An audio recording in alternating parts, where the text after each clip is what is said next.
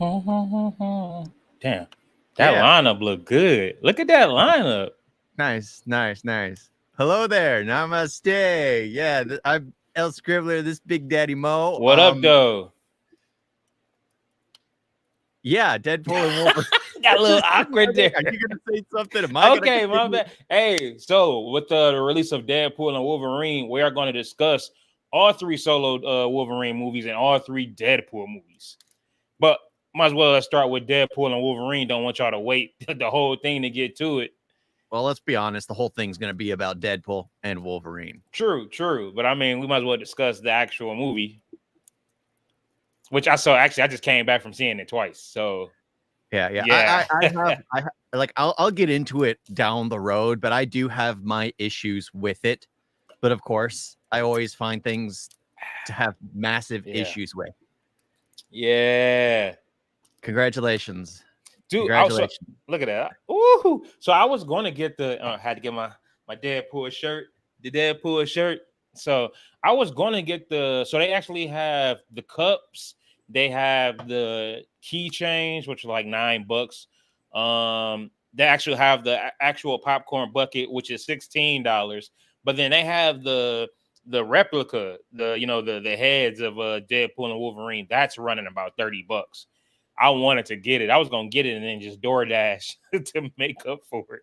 Yeah, I'm pretty sure Disney is happy that they're actually selling merchandise for the first time in years. I mean, man, like even the Eternals crap is still sitting on shelves, on clearance shelves, and no one buys merchandise. Yeah, they had merchandise. Nobody bought it. It went straight to like resale stores, and nobody buys it. I can't name you two characters from Eternals. I'm gonna be honest. I never saw it. It's not worth it. I never saw it. It's not. Like, honestly, I was falling asleep. Yeah, I didn't know they introduced Mahershala Ali there. I had no clue. It was like off screen. Like, you just heard his voice. And just his voice. Then they also introduced Thanos' brother. I forgot his name. He's played by Harry Styles. Like, none of that's going anywhere. They don't even have plans on making Eternals 2. So it's just kind of pointless. It was a complete flop with how many lives it saved. It was a complete flop. But Deadpool and Wolverine, I gotta say, the start of the film, and just so you know, we probably got to be saying this throughout. There's gonna be spoilers. Oh yeah. Oh, this whole podcast is gonna be spoiler filled. So just get ready. If you haven't seen it, don't watch this. Or if you don't care and just want to be pissed off, watch this. Watch this. But I gotta say, the way it started, because my biggest issue was, will they destroy the movie Logan? Yeah. Will they? And I gotta be honest, they did, but the way they started it worked for me. The way they started it, it's basically a Deadpool move where they're destroying a corpse. They're digging up Wolverine's body from the film. They got the same set and everything. That was perfect. And I love that he's actually dead, because I mean, with the multiverse, I kind of knew they was going to still have a variant, but it was just the fact that, thank you for still not ruining Logan. Like, that Wolverine that we know, he's gone. So you can still watch Logan and still feel sad, because this Wolverine that we know is dead. But if you want to actually look at it that way, so in Logan, it is Xavier, Logan, and Laura. They go on a road trip together, right? Mm-hmm. Xavier basically killed off all the X-Men. His power lost control. Wolverine was the only one who could keep him under control. All the mutants went extinct. They were all basically created in a lab from that point on because of Stryker's son. Stryker's son was the one, I think it was Stryker's son was the one that was creating the new mutants. Where I start to have an issue is, if you think about it, from X-Men 2? No, from Logan. It was Stryker's son? Yeah, it was Stryker's son. Huh. He introduced food into like the something to kill off the gene in food, like cereal, so the kids never grew up to be mutants. I guess I never just caught that. I guess I never caught that. Yeah, so that's why the mutants went extinct. That's why it was only a few left, and they kind of banded together. That's why they had It was one of those things that just, okay, it makes sense. So it makes sense that because Deadpool apparently is in that same timeline with Logan. Logan took place in 2026. The Deadpool movie is taking place in 2024. So the Logan movie still hasn't happened yet. However, don't forget though, that's in a whole different multiverse. That's a whole different Earth. No, that's in this one. No. Are you serious? No. Yeah, that's why he was digging up, because that's why when remember he took the little pad so he can dip somewhere else. But that's I don't why think he went to the same. I don't think they're in the same actual dimension. Go ahead. Let me explain this. So in the Deadpool and Wolverine movie, the whole thing that's taking place is Deadpool's world is falling apart because Logan died. He was their anchor. Mm-hmm. Logan died. So he goes to dig up Logan's corpse. He goes to exhume it to be like, there's no way you're dead. I know how the healing factor works. Only to discover that the Logan of his world, the Logan from the movie we all love, is dead. So I forgot that's his anchor. Yeah. So if you think about it, at that point in time, Logan's not dead yet. At that point in time, his daughter is probably not even born yet. His daughter shouldn't be in the void. They introduce all this stuff. If you actually look at it, but it's Disney. They don't know what they're doing. But if you actually look at it, it's like, it doesn't make any sense. I mean, it's still an entertaining movie, but from a story standpoint, Logan is my absolute favorite film, like superhero film in general, because the music is on point. Having Johnny Cash for like the score was incredibly perfect right there.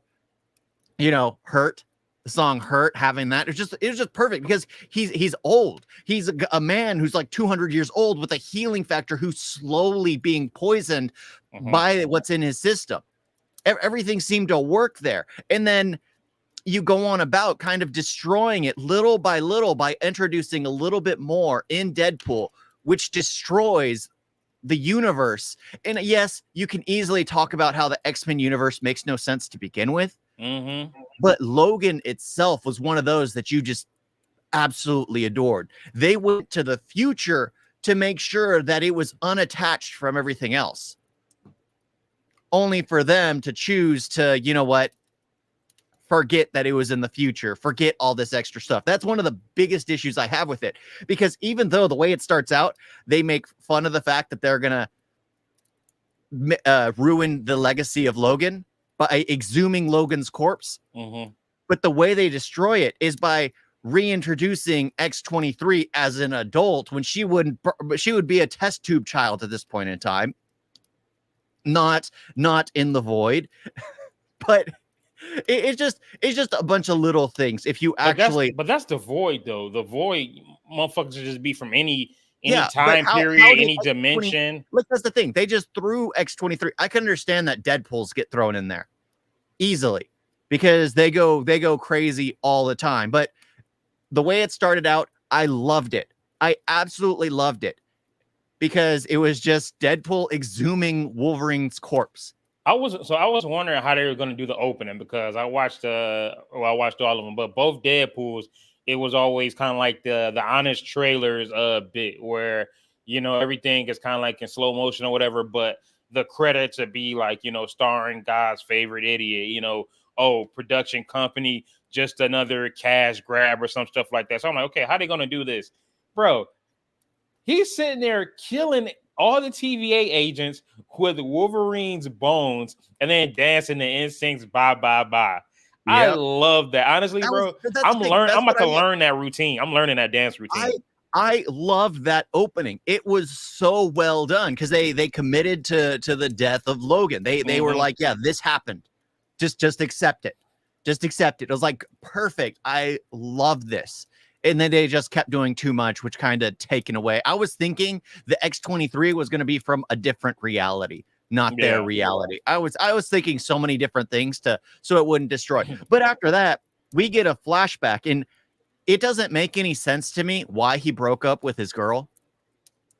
Because did that make sense to you? Because he, excuse me. He was trying to be an Avenger. He was trying to do something. And then that whole scene with him and Hogan when he's trying to become an Avenger and all that. That was annoying. I'm not gonna lie. Honestly, when you mentioned it to me the first time, when I saw it again this morning and I was watching it, I'm like, okay, this is going on a bit too long. It's like he'll say something stupid, and then Hogan will just be like, bro, but then he'll start being serious, and then you kind of see Hogan like, yeah, like it sounds like he'd be a good candidate. And then he'll fuck up with something by saying something, and they just keep going back and forth. Yeah. So it was a little too drawn out. You see what I mean? It I dragged saw what on you- way too long because it was just like, okay, I like what's going on here. It was funny. It was funny. He tried to, and again, if you think about it, the Avengers, they're selling in every single reality as the main reality, right? That's testicles. I'm sorry, I thought I heard an echo. Continue. In every single reality that there's the main reality, right? And they try to recruit Deadpool to go to the main reality so he could fall and cry in Thor's arms, right? Yeah. That baby Why is switch. Thor crying? Yeah, that's freaking from a Thor 2. Yeah, because when I saw that myself, I was just like, hey, that's not new footage. Because that hair, the background, like that got to be Dark World.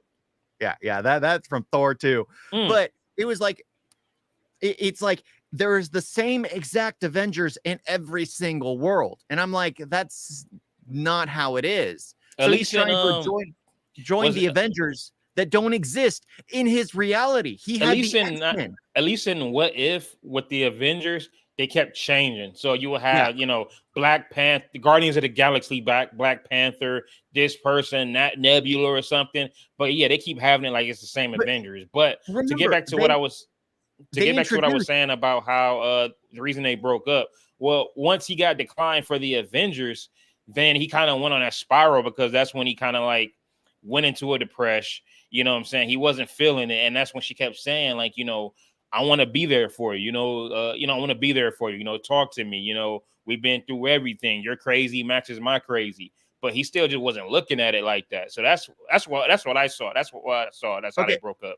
But remember, the way it's being introduced is Fox is its own reality now, right? Yeah. Fox is in the X-Men reality. And Deadpool wants to join the Avengers, which is in a different reality. How did he meet with Happy? Because Happy, their Avengers aren't in his reality. That's the X-Men. He's already been recruited into the X-Men. Dude, did you not see the time? He had the thing on there. He went. Oh, no, that's a time. That's to go back in time. That's how he changed time. They made a joke about it for the TVA because he didn't jump to a different reality. He was just changing his own timeline. I don't know how he got over there, but he did go over there somehow. No, because he didn't meet the TVA till 6 years after. Yeah, I know. I don't know. What I'm saying is he did go to a different Earth. I just don't know how. Now that I think about it, that was just for time travel. But he did go over there somehow. So that's the one thing that they didn't explain. A different Earth after he stole the control from Paradox. That's when he started looking for all the Wolverines. A new anchor. That's one thing I don't like, because if you actually sit back and look at it, I only saw the movie once and I kept catching all these issues. Because why would he be like, I don't mind Deadpool joking about the Avengers. I don't. Because we know Deadpool's insane. That he could. I still don't like that they don't have the angel and demon on his shoulders. I think that would be absolutely hilarious. But the fact that he's interviewing for the Avengers when they aren't in his reality. They had the X-Men in his reality. Yeah. And the X-Men are no more after Xavier took them all out. Yet he's still having a birthday party with Colossus and Negasonic Teenage Warhead and Yukio.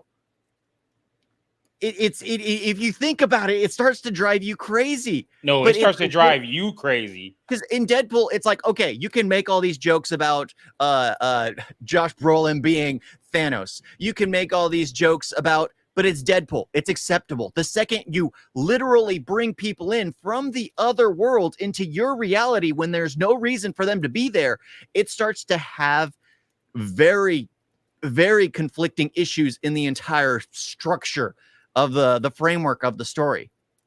I don't mind Deadpool making jokes about it. It's when you bring those characters in, it completely shatters the fourth wall break. Completely shatters it. The proposal. But yeah, I totally get what you're saying, because now you actually got me thinking and shit, which I hate that. I was perfectly fine with it. That's why I hate doing these with you, because then all of a sudden you say some shit and now I'm sitting there thinking like, bro, yeah, damn it. The second he went in for that interview, and this is like after the 5 minute, 6 minute fight. Yep. Yeah, after the action sequence, they go into that, and immediately I'm like, I love the intro with them exhuming Wolverine's corpse, because they it just worked. And then you go to this, which is completely reality breaking. I'm like, yeah, this is not working, and it runs on for like what, 5 minutes that he's talking with Happy. That was aggravating. And then he goes to Peter. Which you said Peter. I love Peter. I love how Peter was just like used as like a joke. Like, hey, we got all these superheroes, and then we have Peter. But Peter is actually, he plays an important part in this movie, and I love that he's Deadpool's best friend.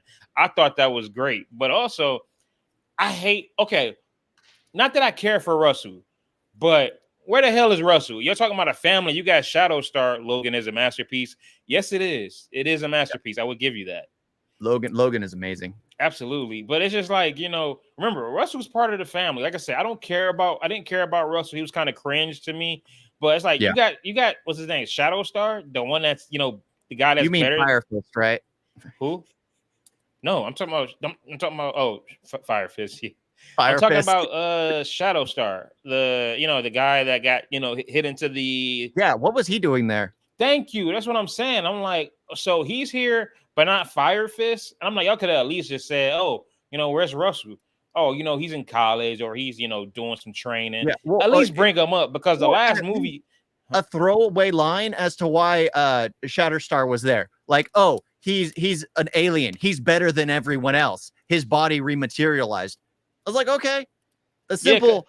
Because it was the fact that oh, these are the people that I care about. You don't care for him. You didn't even like him. Mm-hmm. I don't even think you went to save him when you went back in time. So why is he here? He was like, oh, I guess there's something he ain't better with than everyone. Or what he said? I wish I could go to a place where I'm better than everybody. Like, oh yeah, Canada.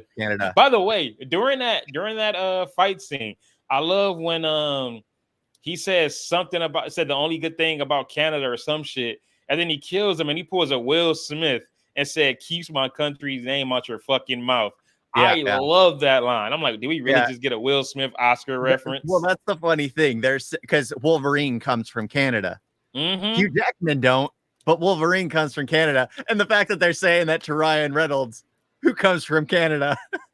Dude, I ain't gonna lie. I forgot. Hugh Jackman is Australian, ain't he? Yeah. He's played Wolverine so long, I actually thought he was Canadian. I forgot he's not Canadian. The only thing from Canada we like, keep your country out of here. It's like, yep, that's good. Yeah. But the whole TVA thing, what you think about Paradox? I didn't care for him as a villain. One of the problems he got easily replaced by Casanova. And I didn't care for her as a villain. Yeah, no. Like I just thought she had like a cool little power or whatever. Like she was definitely, ruthless as hell. But I was just like, because what did she do? We saw her. She killed this person. Takes their skin off. She puts her hands and inside somebody, and then she's gone for a while. Then she comes back. Does the shit again. She's gone for a minute. Big action scene. Then she comes back just to put her hands inside the thing to mess up the timeline. And I'm like, that's it. Yeah. I mean, like at least the other two. Hell, honestly, I'd take Ajax over her. At least Ajax, at least he had to go. At least he was actually the main villain. He had a story. Because it seemed like everyone had their own objectives. So Paradox wanted to climb the ranks, that he was using the organization to do whatever he wanted. And then what happens? Casanova finds out that because she wants her own world, she lives in her own world, she's ruling there, and realizes that someone threw her under the bus. So she becomes the villain, taking out Paradox and being like, now I'm the one in charge. I'm going to use the device. It's just, it goes all over the place. And even Deadpool's the villain, just dragging Wolverine out from the reality he's in. I love the whole when he gets to the TV, when he gets to the TVA and all that. I love the fourth wall break when he basically just says "fuck Fox." Yeah, I yeah. love that whole Did scene. you Fuck, ever fuck, head I'm touch going to it? Disneyland. Pop. I was like, oh my, bro. By the way, the first audience I saw it in, lame as hell, bro. When I'm over here, just I'm cheering. I'm just like, bro, y'all trash. But the second audience was a little better. They definitely laughed at that scene. But I love the suiting up when he's finally getting Well, his new suit and you he's getting gotta think molested. about it. It's 6 years since Disney bought up Fox. It's been a long time since that happened. How many years has it been since the last Deadpool movie was made? I want to say 2018. Yeah. Yeah, it's been a while. Oh, about 6 years. Yeah, we didn't think it like they even have that in the dialogue. We didn't know this was going to happen when Disney bought up Fox. Yeah. It was just one of those things that was up in the air. It's so they try to make it look like time went by. They immediately had him break up with his girl. They had him working with Peter in salesmanship at a car dealership for like 6 years. Thank And God they Peter didn't talk about the kept Kia his suit- Soul. Yeah, and Peter kept his suit in his locker. It just, of course, that comes into play later. Peter had the Deadpool's original suit. But then the TVA shows up and takes him at his birthday party where he fights people. And then after that, he steals the remote and goes to find Logan's corpse. And then you're caught up with the story. Every single Deadpool movie has that. It starts with like a fight, something action packed. And then it's like, let's tell you how we got here. And then they go back. And then 20 minutes into the film, you're finally back to the start of the movie. All right. So what did you think about the montage of him going to find a Wolverine? I enjoyed that. I love the comic accurate Wolverine. Because everybody used to always say, oh, Wolverine's supposed to be this short. You know, this dude is like 6 something. All right, there you go. Shut the fuck up. Y'all don't like that now, huh? I love that. Yeah. And then he's so adorable. And I also love the Wolverine with the one hand. Yeah. That oh my god, that's funny. Every Wolverine was just fucking his ass up, man. Yeah, I love eye patch Wolverine. I love old man Logan. He looked awesome. the shotgun. But dude, on his porch. Oh my god! Then the Logan that was crucified on the X. Oh yeah, with all the bones. What that was just too dark. I'm like, oh yeah, wow. That's one of the I forget which one it is, but that's one of the comic covers. Yeah, I'm just like, help him out, man. Just take those out and then you can leave, bro. Yeah, and then he just leaves him there, crucified to live forever. I'm not gonna lie. I remember what everybody kept saying Henry Cavill is Wolverine. I'm like, I'm good. Seeing him, oh my god, the Calverine. Holy hell, bro. Yeah, I could see that. What worked? Well, he's far bulkier than really anyone else. Because even I was just staring at them arms like, oh my god. Yeah, because they introduced the Calverine from the back, and it's just like that is not Logan. Yeah. That is not Hugh Jackman. No, this is someone who's twice the size of huge jacked man. Twice the size, and then he turns around, and then Deadpool goes on a tangent about how they'll treat him better. Now, when we get to the actual Wolverine that we're going, have in the whole movie, that guy, the bartender, that was a bartender from X-Men 1, wasn't it? Yep, it was the same. Yes, I thought that. I didn't know he could get drunk. I thought he couldn't get drunk. He can get drunk. He just has to drink a ton. Okay. Yeah. I know Captain America could barely get drunk, but then again, no, Captain America can't. But then again, he doesn't drink, so no. Except in Captain America 1, that was the only time I remember that. So I'm like, okay, he can get drunk, okay. But I love that they refer to him as the worst Wolverine because of what happened. Yeah. So it's kind of like the whole movie really. It's kind of like a redemption for him. But the thing I didn't like was they did nothing with his backstory. All it was him walking through a cornfield, being talked to. That was it. That was his backstory. They keep going to him. It's just like, oh, you don't want to see. No, that's not what happened. This is what happened. They were all killed by humans. They were all massacred. And then I went on a bloody rage and started killing everyone. I was like, okay. So they killed your friends and you got your revenge. How does that make you the worst one? They wanted you to be a part of the gang. You just said no, but they all died. Then you get your revenge. Yeah. Being pressured into something isn't a good thing. But here it's like, oh, they were pressuring me into becoming an X-Man, and I chose to not be an X-Man. But now I regret not being an X-Man because I could have been there for them when they all died. I didn't care for it because it didn't sound like he was responsible. Yeah. If that makes any sense, it just sounded like he made his choice. He wanted to be his own. I mean, the fact that was the real X-Men suit, absolutely perfect. I loved it. I loved it. If it was something different, like, oh, he got taken advantage of, he was the one that killed the X-Men because, well, let's say someone took control of his mind, manipulated him, and he realized after the fact. What was his name? Was it what's the guy's name? Is it Mephisto or something like that? Yeah, something like that. Yeah, my bad. I was sitting there staring at the screens. I'm just like, hey, is the fan blowing on my ring light, which is causing the camera to shake? I thought it was. I ain't got my glasses on.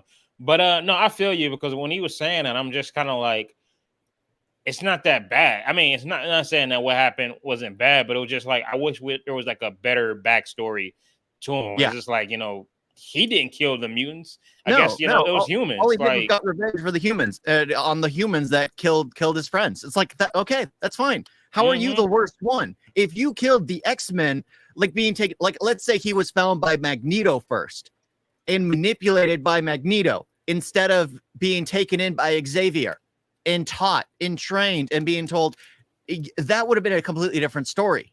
And then he gets revenge by after killing Xavier and his students, killing Magneto and the rest of the mutants, both good and bad, that he's like the last one. That would make more sense than, well, what they did. No, because there actually is a storyline where he does kill. It was, I think it was Old Man Logan, where he actually got who was it? Because somebody actually did not brainwash him, but made him think that all the X-Men were somebody else or something like that. There is a story like that. That would make more sense as Mysterio. It was Mysterio. He made him. It was Mysterio. He made him think that X-Men were his enemies. Yeah, that would have been much better than what we got, because all we got was someone who was like, "You want me to join the crew? I don't. It'd be fun, but I don't want to join the crew." He just wanted to be his own. They all die, and he feels guilty, kills everyone that kills them. It's just like, I don't hear how this is the worst Wolverine. You keep saying it's the worst, and then we get a flashback of him walking through a cornfield, and it's like, I just kept going. It's like, Hugh Jackman's a great actor. You can see his emotion, but I don't hear it in the story. I don't see how everyone's calling him the worst when, if you go through the comics, there are far worse Wolverines.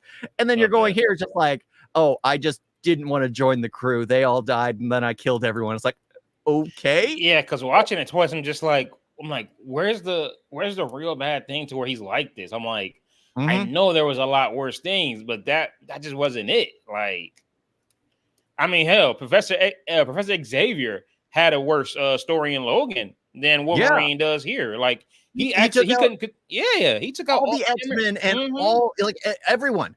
And they were the last few that were left. He took basically the last of the mutants out, except for, of course, Logan and a few of the ones that couldn't be out in the sun, and the ones that were being cooked in a vat. Yep. That's it. Those are the only ones he couldn't get, because they had already made it. They had killed off the gene. So that's what I mean. It was like, if you actually look at the story as a whole, this Logan, I mean, I like Hugh Jackman back, but at the same time, I kind of wish they killed him off again. Well, just at least had a better backstory as to why he's the worst Wolverine. I agree with you on that. But yeah, because it was just like, okay, his friends died and he killed the people who killed his friends. And I mean, why is he bad? Is Magneto still out there with the other mutants? I mean, nope, what else? Because all they said was like the Xavier school was taken out. That's it. That's all we know. And he got his revenge on that. Okay.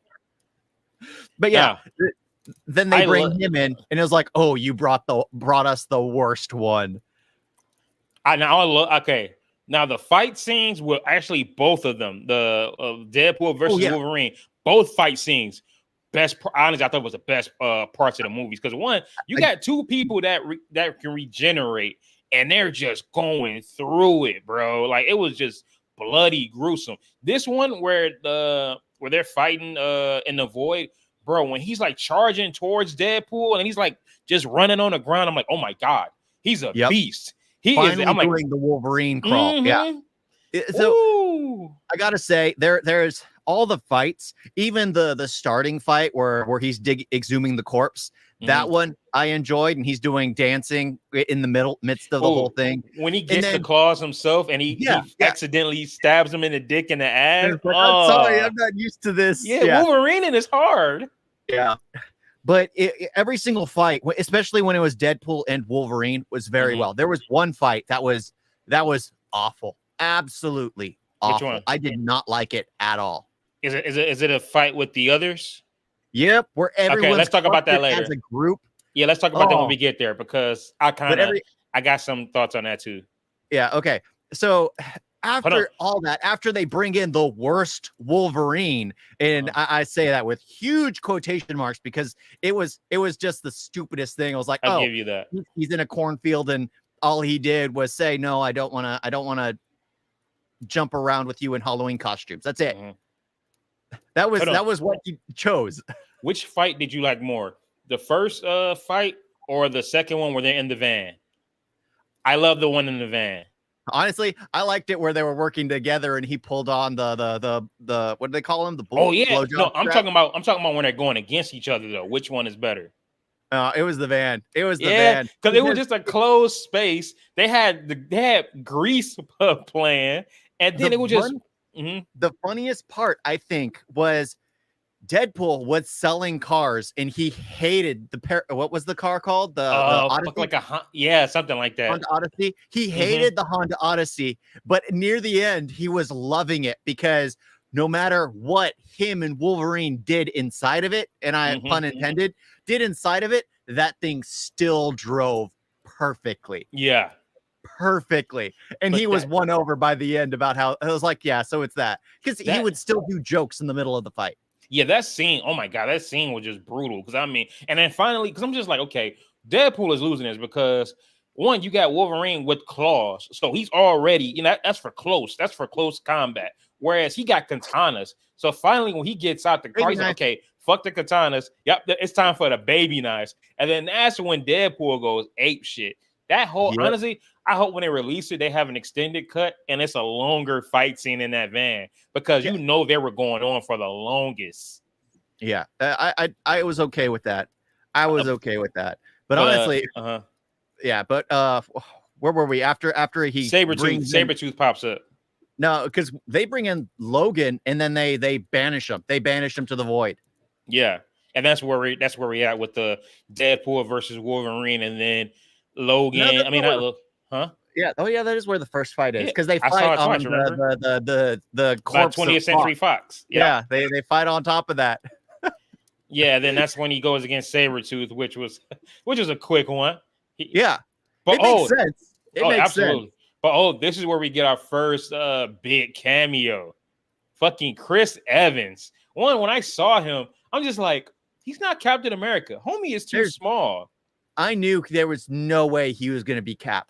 There was no way. I forgot about Johnny Storm. I'm not even gonna lie. I forgot all about Johnny Storm. That's why it was because it was like what 20 years ago. Yeah, like last one was fucking 7, I think, or something like that. Silver Surfer.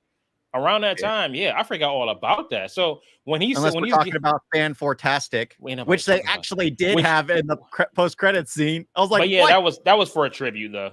What? But it would have been great if they did have Michael B. Jordan. Honestly, I would have preferred that better because I know Deadpool was like, really, we couldn't get Chris Evans, but I love that Deadpool is just so excited because he thinks he's about to finally get the Avengers assembled. And it's the flame on. I'm like, nah. And then, of course, everybody in the audience quiet while I'm yelling out, what the fuck? I'm like, bro, y'all suck. Y'all suck. Normally, I don't. This is the thing. I'm not a big fan of loud audience. I'm all about, be loud when necessary. But it's a it's just, Deadpool movie with gratuitous cameos everywhere. and you know what's crazy? Okay, the multiverse started what? When did the multiverse start? With No Way Home? Or No, it was Into the Spider-Verse, honestly. No Way Home? Talking about MCU. Oh yeah, no way home. Yeah, they did great with that. They brought us in all the Sony bad guys and the main Spider-Man. And then we get Multiverse of Madness, which you think it's called Multiverse of Madness. You got Doctor Strange. How can y'all mess this up? They messed it up. But then the one that really gives us what we want is Deadpool 3. You can't tell me he isn't Marvel Jesus. He's Marvel Jesus. They brought in everything. And the fact that he break the fourth wall and be like, this is where they cut the corner. Where's Magneto? Where's Magneto? Oh, he died off screen. It's like, gosh dang it, they're starting to pinch their count their quarters. Hey, that first it was feeling like Mad Max though. I'm like, are we really just gonna be in a desert this whole movie or something? Yeah, but I really went that route. But having Pyro back, honestly, I did enjoy seeing Pyro again.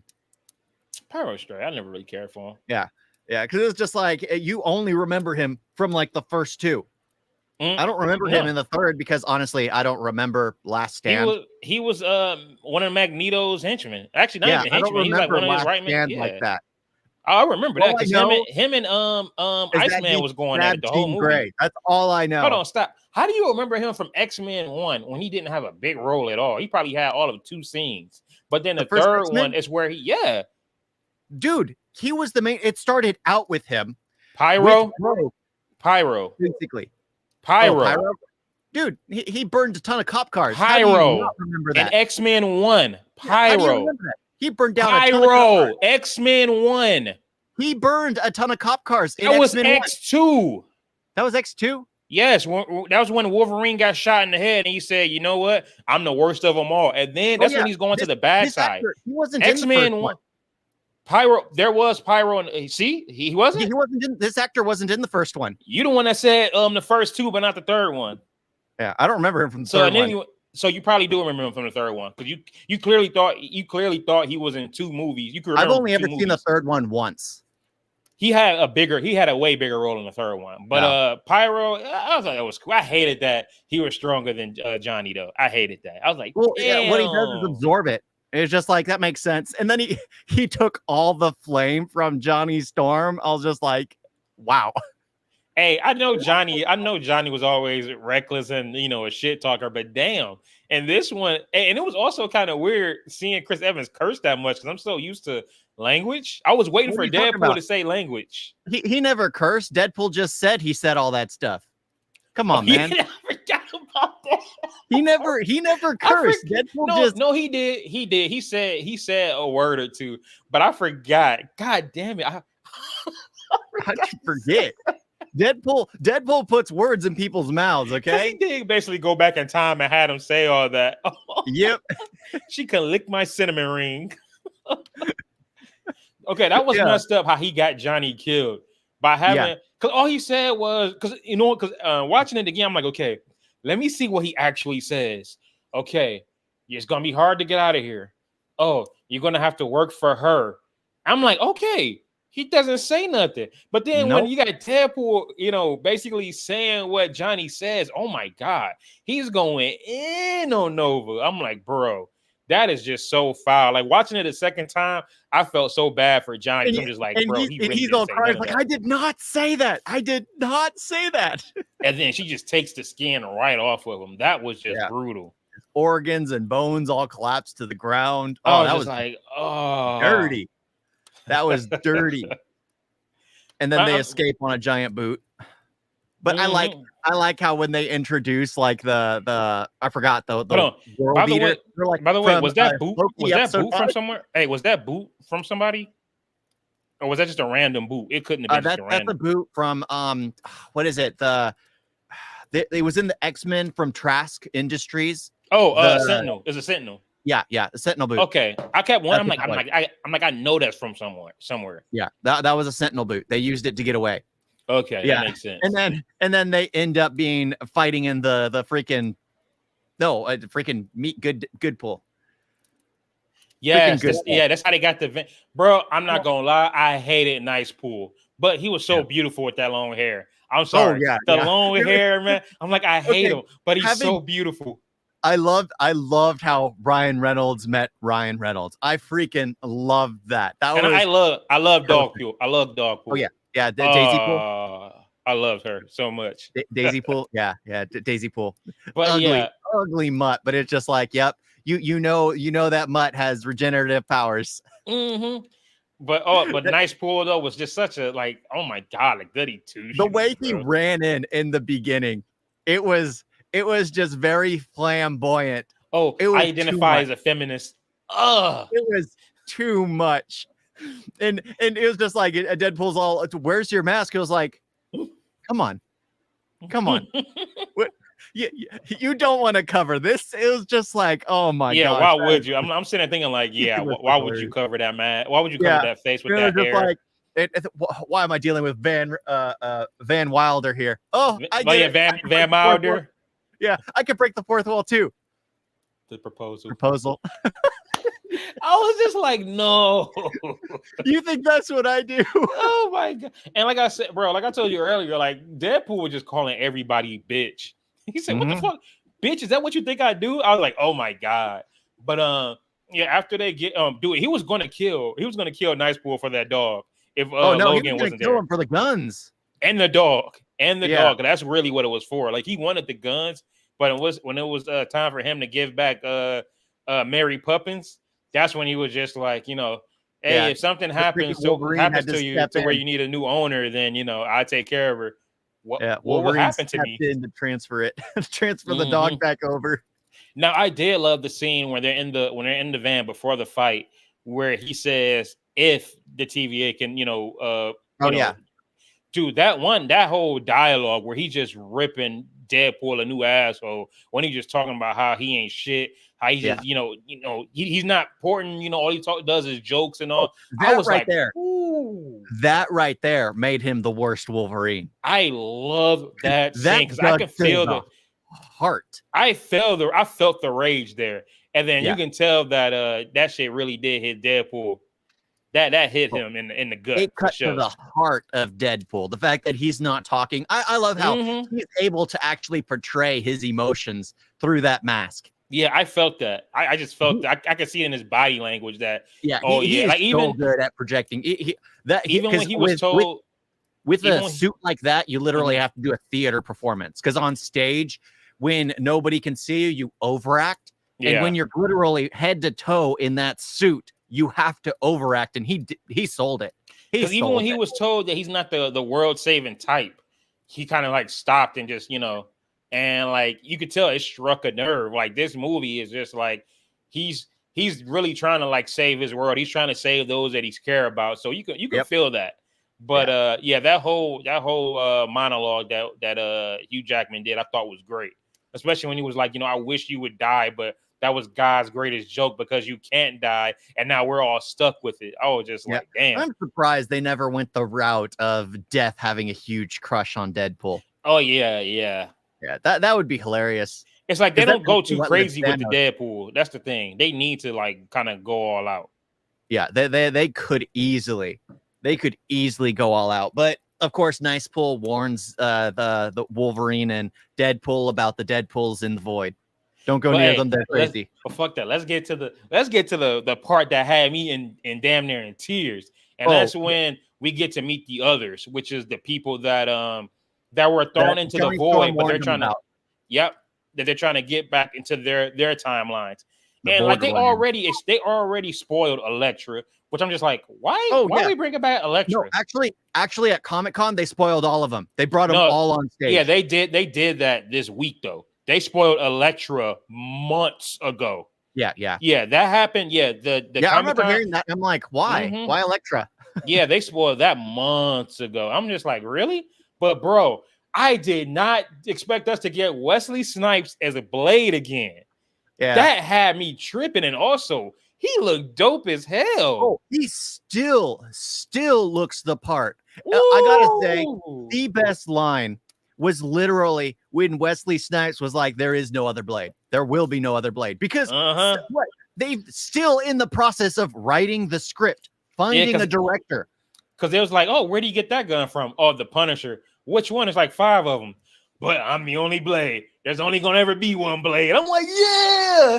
Like, I'm really in that bitch cheering because ain't nobody fucking with Blade. I freaking loved it because between the beef, because Wesley Snipes hated Ryan Reynolds because Ryan Reynolds was stealing the show in his. But he was movie. Also a douchebag though. That whole and that But after that, he was brought for tax evasion, and then he moved to Canada. Yeah, Wesley didn't talk to nobody. He only show up for close-ups. I mean, he didn't even leave his dressing room. Like if you watch Blade Trinity again, you can see that he's not even a main character anymore, bro. Nope. So honestly, that's all on Wesley. So I kind of hope that he did not want to work with another group because he was always the main focus. And in this one, it was supposed to be more of a team battle. He did not want to partake in that. Oh well, though you need you need money. And honestly, sometimes it's cool having a team. Like, bro, like come the fuck on. Like, and then also it didn't help the fact that they made the movie more. Blade Trinity was supposed to really be Blade in the future, and all the vampires now damn near control the world. They rewrote that script. Yeah, they rewrote it like a motherfucker and brought in Dracula, and I'm just like, that movie. The only reason I liked it back then was Ryan Reynolds and Triple H. Prison. Like, From Prison, the guy from Prison. Prison Break. I didn't even watch Prison Break then. Oh. Yeah, but because I didn't care for it. Even Dracula was whack. He was whack. Like compared to Deacon Frost and I forgot homies Nomak. Bro, Dracula was ass. Dracula was weak, and he's all, oh, they found their leader now. Because if you remember how 2 started where the world was almost completely already taken over. That's where he got Fish. What's the guy's name? The old guy's Whistler. Name. Whistler. Yeah, that's where he got Whistler back. Mm-hmm. He was captured, and basically the world was almost taken. I know this is not about Blade, but seeing Blade was such an iconic thing. We're going to get back to the movie, but go ahead. Yeah, but it's just like the world was almost completely taken over at that point, and then they come out with 3 where they're just back to vampire hunting. Yeah, honestly. I didn't care for it. I didn't care for it. I like when you do something where you age up the actor. I mean, look at Logan. Logan is still by far the greatest superhero film made to date. Okay. I'm sorry. What? Let's not. No, I'm sorry. Like, okay, what? I'm gonna be real. I love Logan. The performances are great. The villain. What's the villain?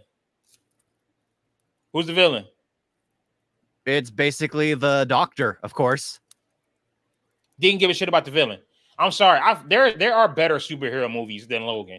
Can I name some off the top right now? No. But can I name some that are more enjoyable that I love a lot more? Absolutely. I can chill and watch Guardians more times than Logan. I can watch the first Avengers or Iron Man more than Logan. I don't feel the same thing from any of those. And that's because you have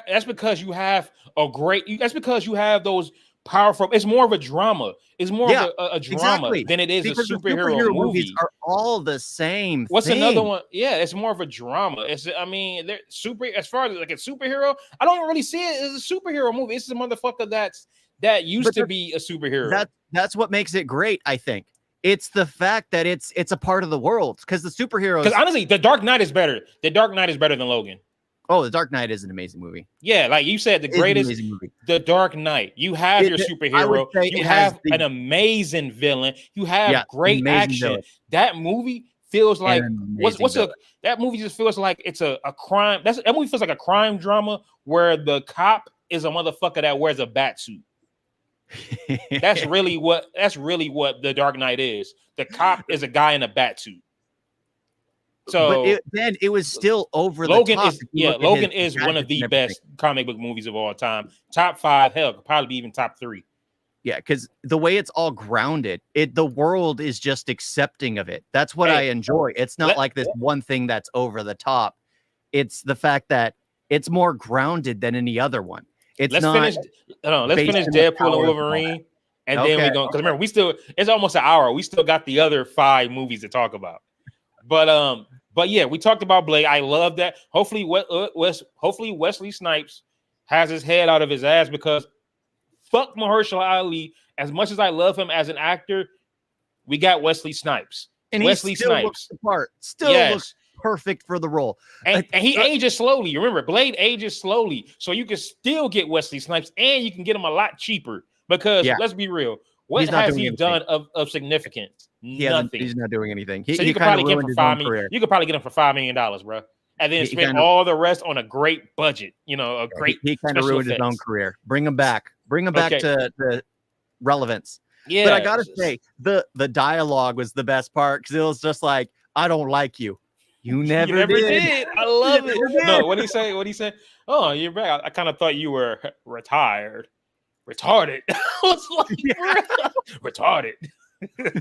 I don't like you. You never did. And then we get actually get Channing Tatum as Gambit, which they've been talking about for the longest. That accent. But he has never been able to do an accent. No, my name is Jeff. My name is Jeff.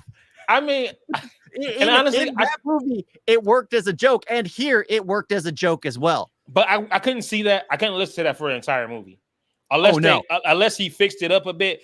If it's like that, I cannot listen to it for an entire movie. I allowed it here because I knew that everything he said was going to be funny because of Deadpool. But he was awesome, though. I did enjoy him as Gambit. But in X-Men Origins, they had a Gambit as well. Yeah, Taylor But Kitsch. they had an American Gambit. Yeah.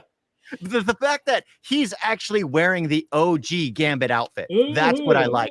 But it looked like they tailored the outfit for whoever they got, and Channing Tatum was like, I'll do it. So they just put it on him because it doesn't look like it actually fits him properly. No, it did look a little like tight and all that. Especially around the belly. It was like, this doesn't look like it was really made for him. It's like they made a generic suit and was like, who wants to be another spoiler? Who can do an accent? And he just jumped at it and I'm like, all right, you can pass with my name is Jeff. Just do it. Just do it. Damn it. But freaking Elektra, and I gotta say, I was not a fan of the introduction of X-23. Well, I mean, they spoiled it, so they kind of it would have been one of the biggest things, but they spoiled it because in the end, it really served no purpose in the story. No, she had a talk with her father. It was just like, oh, I'm not the man you think I am. You never were. I was like, okay. Yeah, they had like a quick talk, and then that was it. She was kind of like just back to fighting or whatever. I'm just like, okay. It had no real purpose in the story, so they spoiled it because it wasn't a key factor. I wish it had more. I was hoping that it would be her that makes Logan realize who he really is, because it's his child, just like in Logan. That's what made him turn around. It was the caring for a child, even though he reluctantly did it. She kept wanting her father. Yeah. And it broke him down. And old man Logan did his role as a father, sacrificing himself, taking all the juice to save all the kids. Which I was mad that juice lasted for like all of 30 seconds. But yep. Okay, now let's get to the battle that we had our issue with the others. By the way, I love that what I love about movies is when they have like Madonna, like a prayer, which I've been blasting nonstop since I saw it. They had T.I.'s bring them out, and I love that when movies have a song that's already popular, then they kind of like make it sound epic. That, bro, who knew that a motherfucker could sing so cool would bring them out, bro? Like, I mean, like a prayer, like a prayer. So just seeing Blade with the little grenade launcher, them all stepping out the T.I., and then it gets even more epic when Wolverine steps out the trunk. I love that whole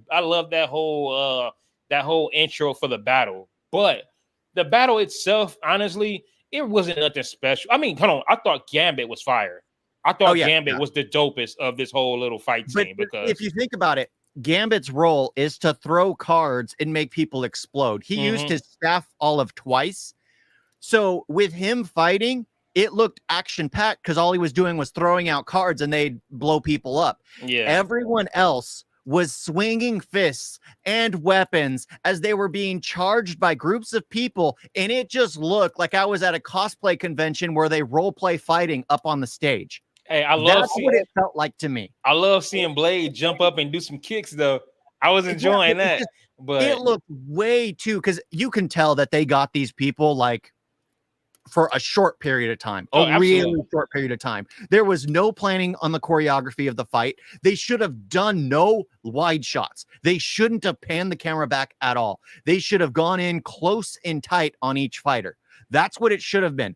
Shown the people in wide that were shooting guns from the podiums. They should have done that, but they should not have shown, because when they like do a drone shot and it backs up over the entire crowd, it looks so awful.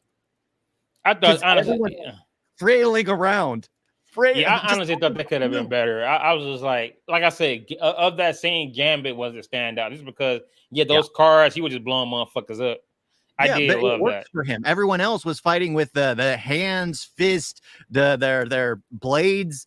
It just, you get the one who's throwing cards. It looks cool because all he needs to do is just throw cards, CGI them in later, and having people explode.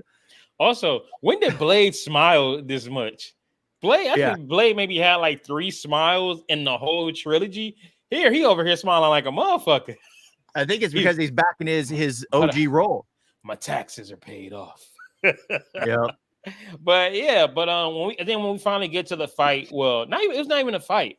When they reach what's her name? Is it Casanova? What is it? Her name is Casanova. I thought it was Cassandra. Is it Cassandra Nova? I call her Nova. But when we get to Nova, the humor was crazy. The action scenes were epic. Yeah, the action scenes were epic, except for the one we were just talking about. It was just bad. It was speaking of the humor though. For me, I'm not gonna lie. Maybe it's because I watched maybe because I just got done watching both Deadpool 1 and 2. But a lot of the jokes didn't catch me. I wasn't laughing like that. Remember, after the strike, Ryan Reynolds lost the right to write his write his own. You're right. After that, that's why a lot of things to me fell flat, is because Ryan Reynolds would make up jokes on the spot. He would go off script. It was literally there, but because of it, he's not allowed to do that, because he's not allowed. He's not a writer, so they don't get me wrong. A lot of the jokes I was laughing my ass off too, but then also a lot fell flat versus the first two, where I'm still laughing about the line Black Tom Cassidy, White Wade Wilson. I'm still laughing about that, like, you know what I'm saying? So I can't see that because of the writer's strike. But when we get to Nova though, and it's Deadpool and Wolverine, nothing really goes on. Like he tries to hit her, boom, she stops him. Deadpool is out the way. And then that's when she goes inside to Wolverine's mind to see, what he got going on. And then we get nothing. They have their talk. He says what goes on. And then they put I'm about to say Colossus. They put Juggernaut's helmet on, and then I'm just like, man, y'all took her out that fast? That's what I'm saying. They really got her fast as hell. It was only until Pyro dumbass came and shot her to try to take over.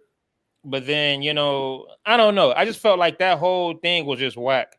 It was funny for me because they broke fourth wall so many times. They literally roasted the fuck out of Disney and Marvel. I swear that's every Deadpool movie, which was great. Yeah, that's the good thing about Deadpool, is it was roasting Disney and Fox at the same time. In this one, he basically was like, F Fox, I'm moving over to Disney. I love that. And it's just like, there is only one blade. That's like the best line. There is only one blade. There will only be one blade. And I also love the motherfuckers are still trying to skate up. God damn, I keep messing that line up. What do you say? Motherfuckers are still trying to ice skate uphill. I love that line. But it's funny because if Paradox hadn't got Pyro to try to kill Nova wouldn't have came to the real world to try to mess with the timelines, which was crazy. But I also got to say, it was kind of dumb. The whole take off her helmet. It's what it's what Xavier would have wanted. It's just like, dude, how many Bond villains have experienced something like this? It was like, it's the most cliche superhero thing to do. And also, how would they have got? I mean, okay, so we know after that happened, she reaches in her pocket and grabs grabs the ring. Hopefully they would have found out about hopefully they would have checked her body after it killed her. Yeah. And of course, Hopefully. let's be honest, Deadpool would have been able to use it. Yep. Absolutely. Deadpool would have been able to use it. His mind is he's seen always all the clear. movies. He's seen all the movies. He knows how to use it. Yeah.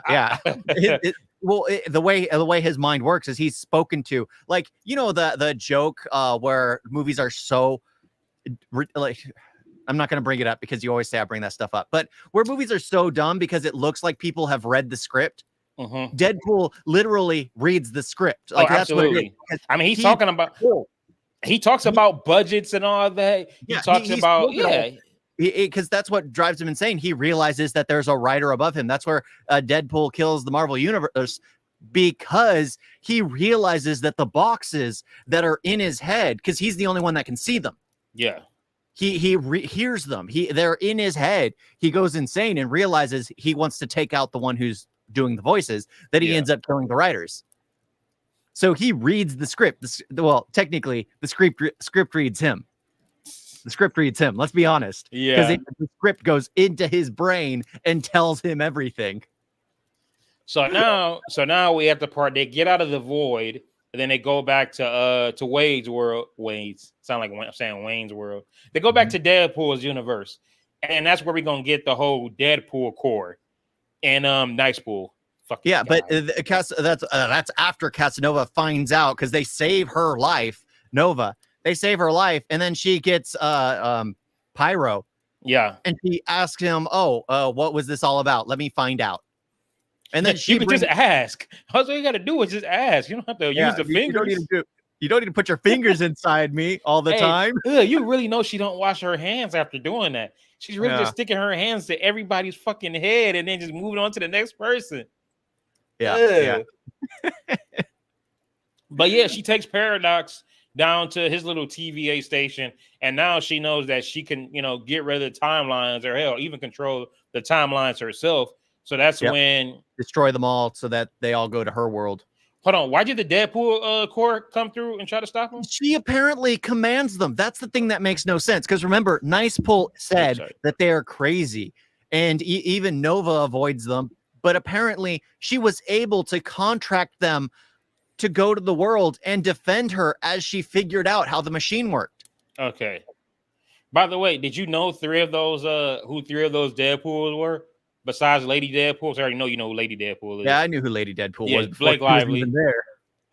So Cowboy Deadpool, which I knew that had to be somebody, was Matthew McConaughey. Oh, okay. Yeah, and then Headpool was Nathan Fillion.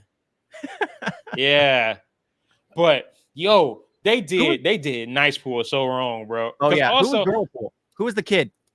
Oh, that was their kids. That was Ryan Reynolds. Ryan Reynolds. I was thinking it was gonna be Blake Lively and Ryan Reynolds' kids, because only Ryan Reynolds' kids would have a mouth like that. Yep. But I love that he uses Nicepool as a human shield, and he would not have the generation power. He had no reason to need a human shield. No, for real. What was the point? What he said? He died a hero. He died a hero. No, he died for fucking murder. Yeah, because that's why he was like that. Because it's like you had no reason. Yeah, I was like, okay, yeah, healing factor. It's like, I love. And then he says, what he said? There's a donut truck, so there got to be some type of medical shit in there. Like, this is not a video game. But I love that Nicepool's death traumatized. You understand why he didn't? That's because he's too damn nice. That's why he didn't have regeneration powers. Yeah. He's honestly, too nice. I'm glad he didn't, because I hated Nicepool. He was too nice. Yeah, he was too nice. Sorry. But I love that. I love that Wolverine holds up the dog. Wait! Oh, look at that pup. And he just sitting there just walking. He just walks across to the donut stand, and they're just all with their guns just. I'm like, oh, this is perfect. That's all he had to do this entire time. Yep. But yes, when we get that fight, okay, when he puts on when Madonna plays and he puts on the Wolverine mask, that was epic, bro. I'm in the theater. I actually did that, and of course, everybody's still quiet. I'm like, bro, y'all embarrassing me here, man. That 20 years, epic. 20 years, we get the Wolverine costume. And by the way, finally, Hugh Jackman said in an interview I was just watching this morning.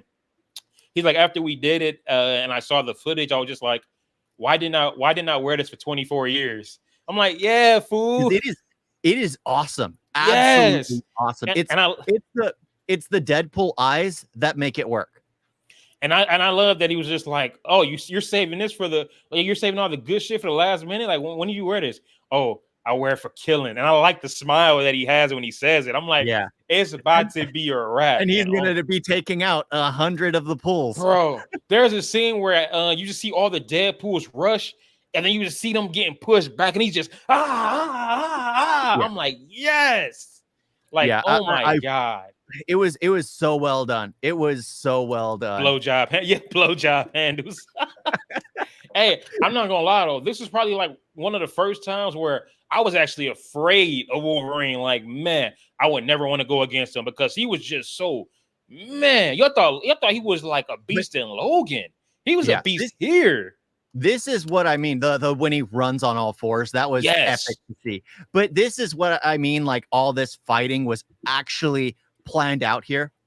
Actually planned out, because this fight compared to the one before it, where all the cameos are just running around, throwing fists, swinging their swords, clearly no practice beforehand. Yeah, this one, Wolverine, even all the pulls are when they're punched, they get thrown to the side. They know their purpose there. They know what happens to them when they get hit. It's not like, oh, I think I just got hit by a fist, by X-23's fist. Do I fall to the ground now, or do I grab a gun, or do I keep going?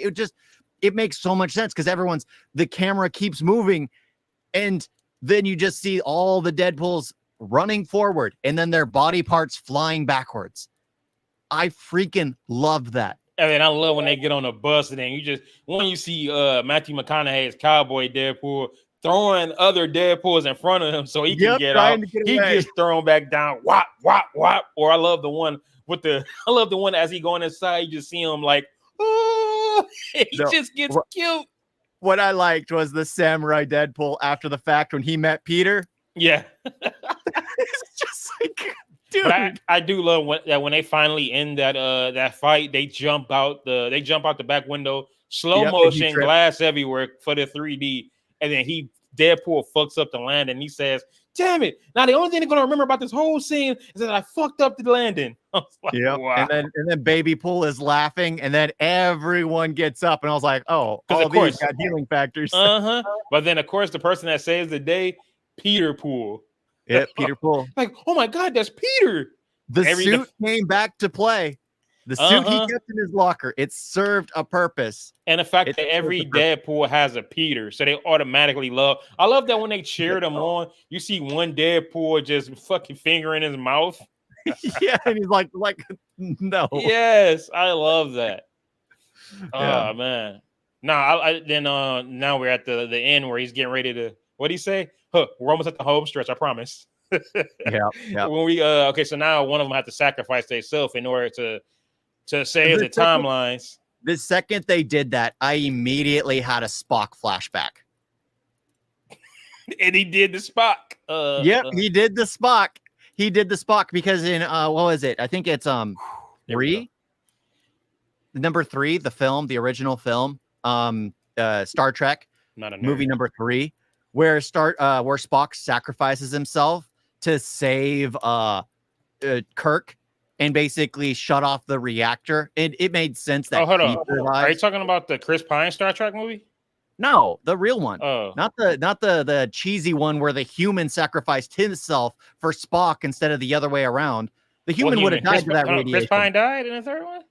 He would have. I don't know. I only watched the first one. Yeah. That's the one where it's in the remake. Oh yeah, the remake. That's the one I watched. The 09 version. Yeah. That's the one where they redid the scene. But yeah, they did that. And as soon as they did that, I was like, oh, this is Spock. This is Spock all the way. And they said Spock. I was like, yes. They're not saying it was Chris Pine that did it. They're saying Spock. So they know the real story. So that bring Marvel back. Yeah, it's been okay. Hold on, it's been asked since Endgame. Don't forget we had Spider-Man No Way Home and then Guardians, and then honestly after that everything has been asked. So you really only had 2. Worked. So No Way Home worked because it's a Sony product and they brought in all the Sony Spider-Mans. That's it because it's not it's affiliated with Disney, but Spider-Man isn't Disney. Yeah, I know, but it's So still you part of can't it's give still them part the of the credit for that. MCU. It's still You part of the MCU though, regardless. as long as they're on loan. That's it, because they can cut the contract whenever they want. Because let's be honest, That's not what we're talking about. Spider-Man It's part of the MCU, so it's still, one of the 2 good movies. Well, now 3 good movies since Endgame. That's what we're but talking Disney about. doesn't make any money for it. That's the thing. They don't We make don't money for that. care. It's still part of the MCU. We're not talking about who owns it. It's part of the I'm talking about MCU. who So owns we're it. saying that since Endgame, the only good movies, one of them is Spider-Man No Way Home. I don't care about what property, who owns it. It's part of the MCU. Weakest to the franchise. I can feel that, honestly. I can feel that. Because even one had a better villain. I kind of okay. I was thinking about that too, because like I said, and didn't care for the villain. I loved a lot of the jokes. Also, a lot of the jokes fell flat. Yeah, but I mean, this one had the best fights. I gotta say, yes, it had the best fights and the stupidest. The best fights and the worst. The great, you had one bad fight. One bad fight. Come on. Also, you had great cameos, but take out the cameos. Just get rid of the cameos. What else? What else would this? I get what you're saying. I still love this one. It's like 16 walls. Isn't that from first one? Yeah. Blood on his fourth wall break inside a fourth wall break. What he say? You remember her? Oh, a fourth wall break inside a fourth wall break. That's like 16 walls. Blind Al. You call your blind Al? Yeah. What else did I call her? Oh, by the way, I love that Blind Al and Peter of the original cast had the bigger roles. I love that. You can't get rid of Blind Al. I wish Dopender had a bigger role. But I love Blind Al. They should have had him. Are you trying to kill me? Something crazy. They should have had him doing something crazy. Because in the first movie, he was taking out Dopender. Bantu, yeah. Bantu, yeah. Bantu, his cousin, his nephew, or whatever it was. And then the second one, he wanted to be a contract killer. Yeah. So the third one, they really should have had him be one, or still training or something. But when we get to the climb, they couldn't have the bartender anymore because after doing the bomb threat to an airport, he kind of lost his career.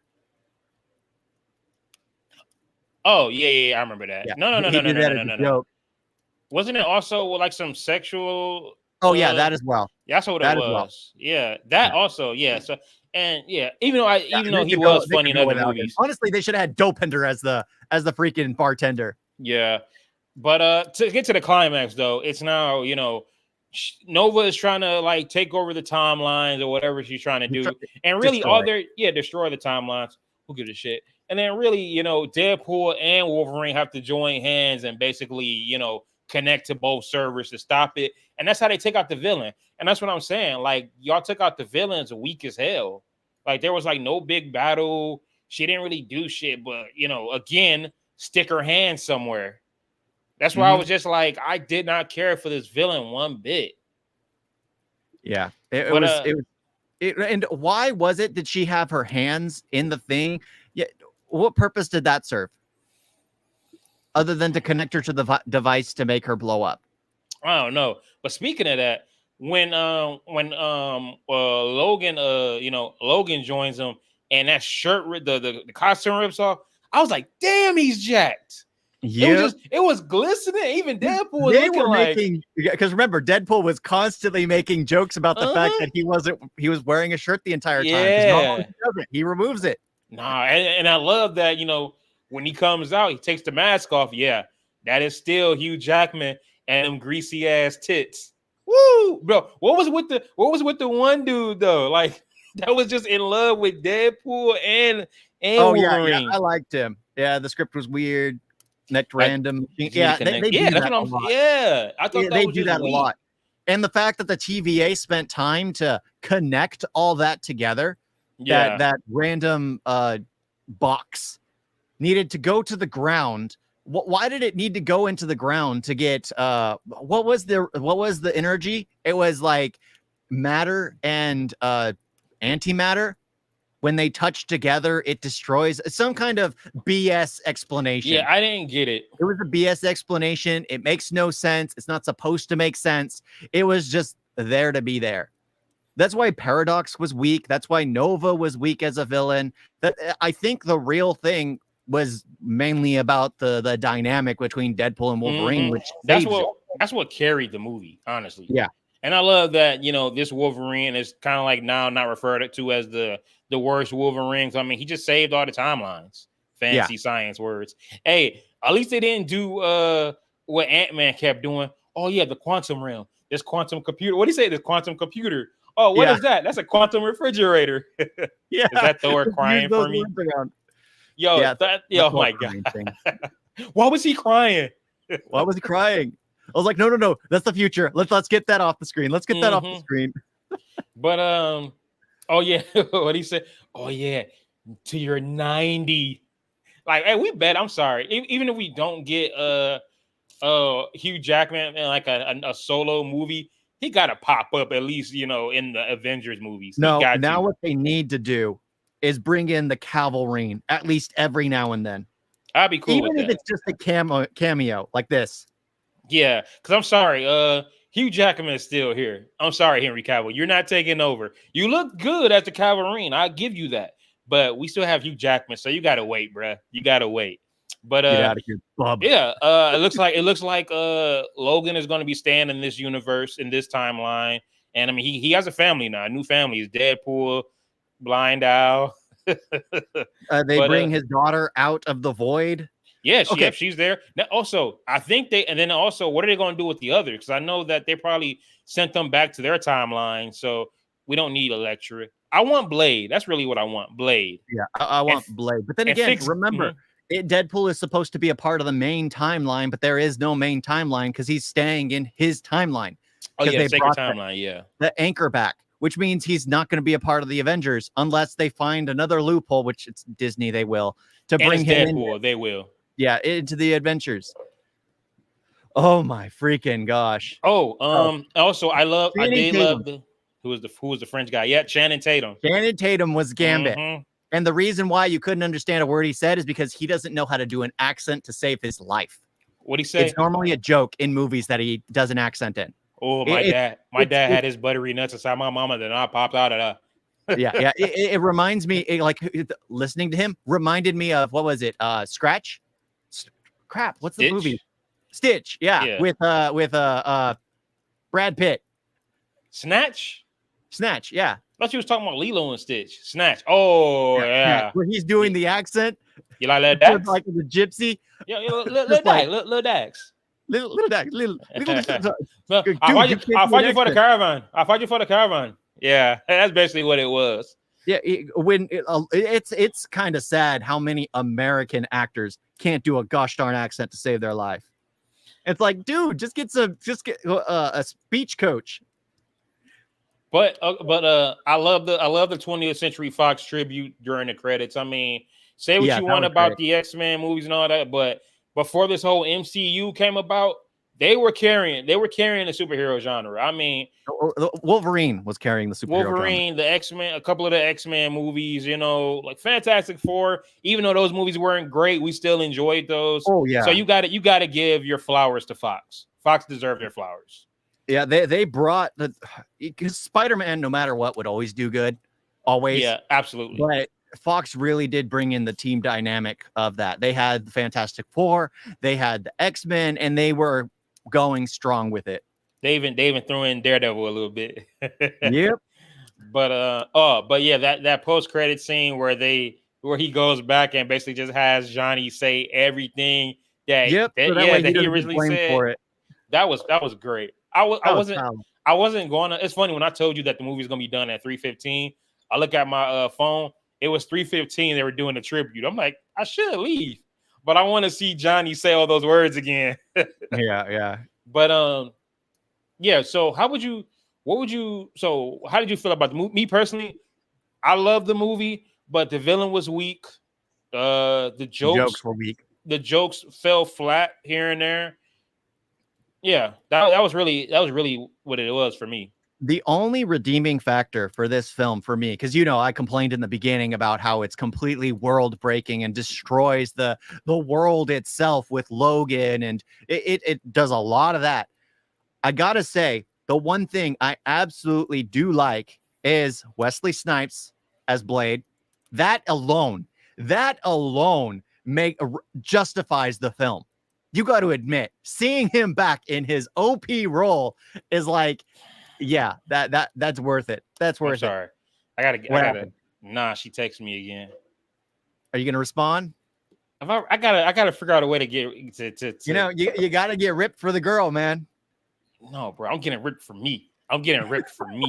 We're not gonna explain. We ain't gonna explain on this what happened. But I gotta. If you want to hear his story, go and check my last stream on the game. We are teasing him, ripping him a new one, which I guess happened. Yeah.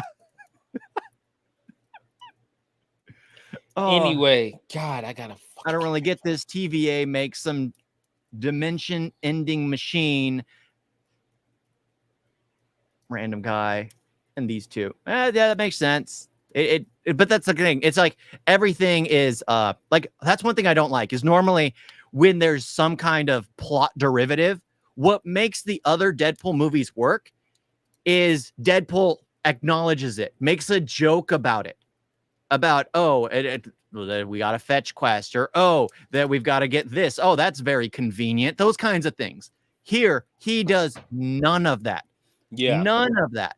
Which would have actually helped me get away with some of this technical nonsense, world-ending nonsense, trying to rush down the timeline so he didn't have to stand there so Paradox didn't have to stand there for thousands of years watching the timeline go.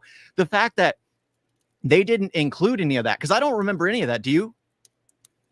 I'm sorry, my mind is still elsewhere. Repeat what you just said. It's basically how the TVA has some mystical dimension ending nonsense. The way everything just happened because it happened. Always Deadpool in the other films would always make it how it's all plot convenient. Mm-hmm. All that stuff is convenient for the story. Those kinds of jokes. Because he'd break the fourth wall that way. They didn't do it in this film. I don't remember him doing it in this film.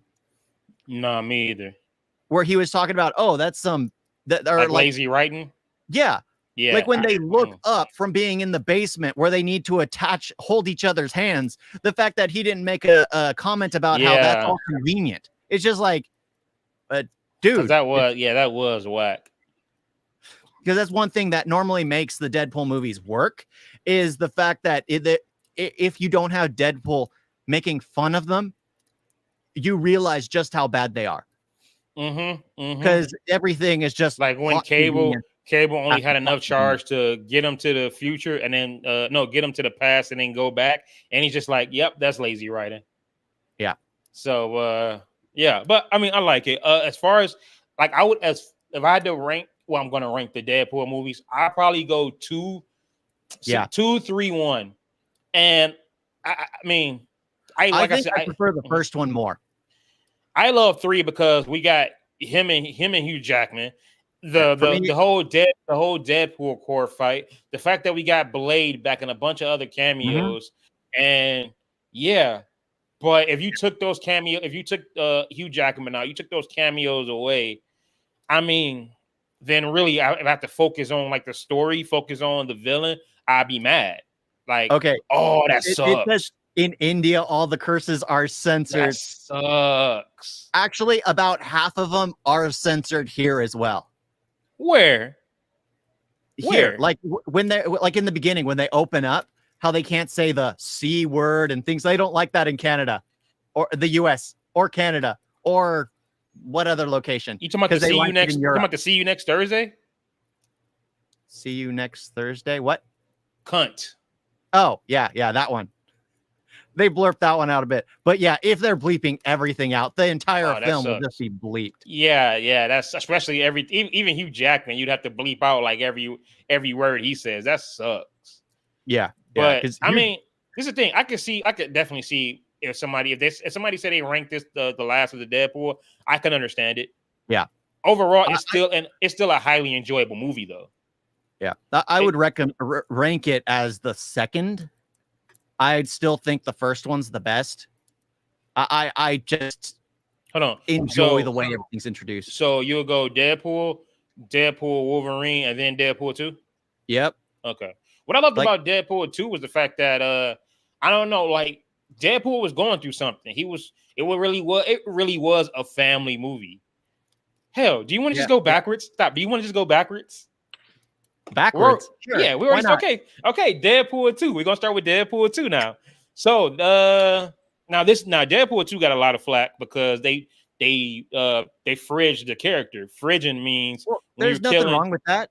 No, but at the same time, it is kind of lazy. Okay, we need this character to have some motivation. Okay, let's kill their wife. Let's kill their girlfriend. What else are they gonna do? I don't know, man. Because that's the thing is like killing off a character is one of the best kinds of motivations you could get for someone. I didn't say I hated it. I just said that everybody always get pissed about that. And it's probably because they're killing a female character. It's writing 101. If there's no drive, no reason for a character, then what point do they have? I mean, I guess you could get away with it that it's a Deadpool, and maybe he wanted a special kind of sauce or something. Something dumb. It'd work. It's just like because that's his whole drive. It reminds me of the Hudson Hawk with Bruce Willis, where the entire movie it's a running gag of how he just wants a fresh cup of coffee because he just got out of prison, and he just keeps being wrangled into all this stuff. But all he wants is a fresh cup of coffee, and every time don't spoil it. I haven't seen it yet. It breaks. The cup breaks. Someone gets involved. Something happens, and it's just all right. Stop it, because I don't actually want to see it. If that's really all he's trying to do, and that's that war movie, right? That's a war movie, right? No, it's a thief movie. Oh, the Hudson Hawk. He's a famous thief who was arrested, and when he gets out, everyone's after him for his skills.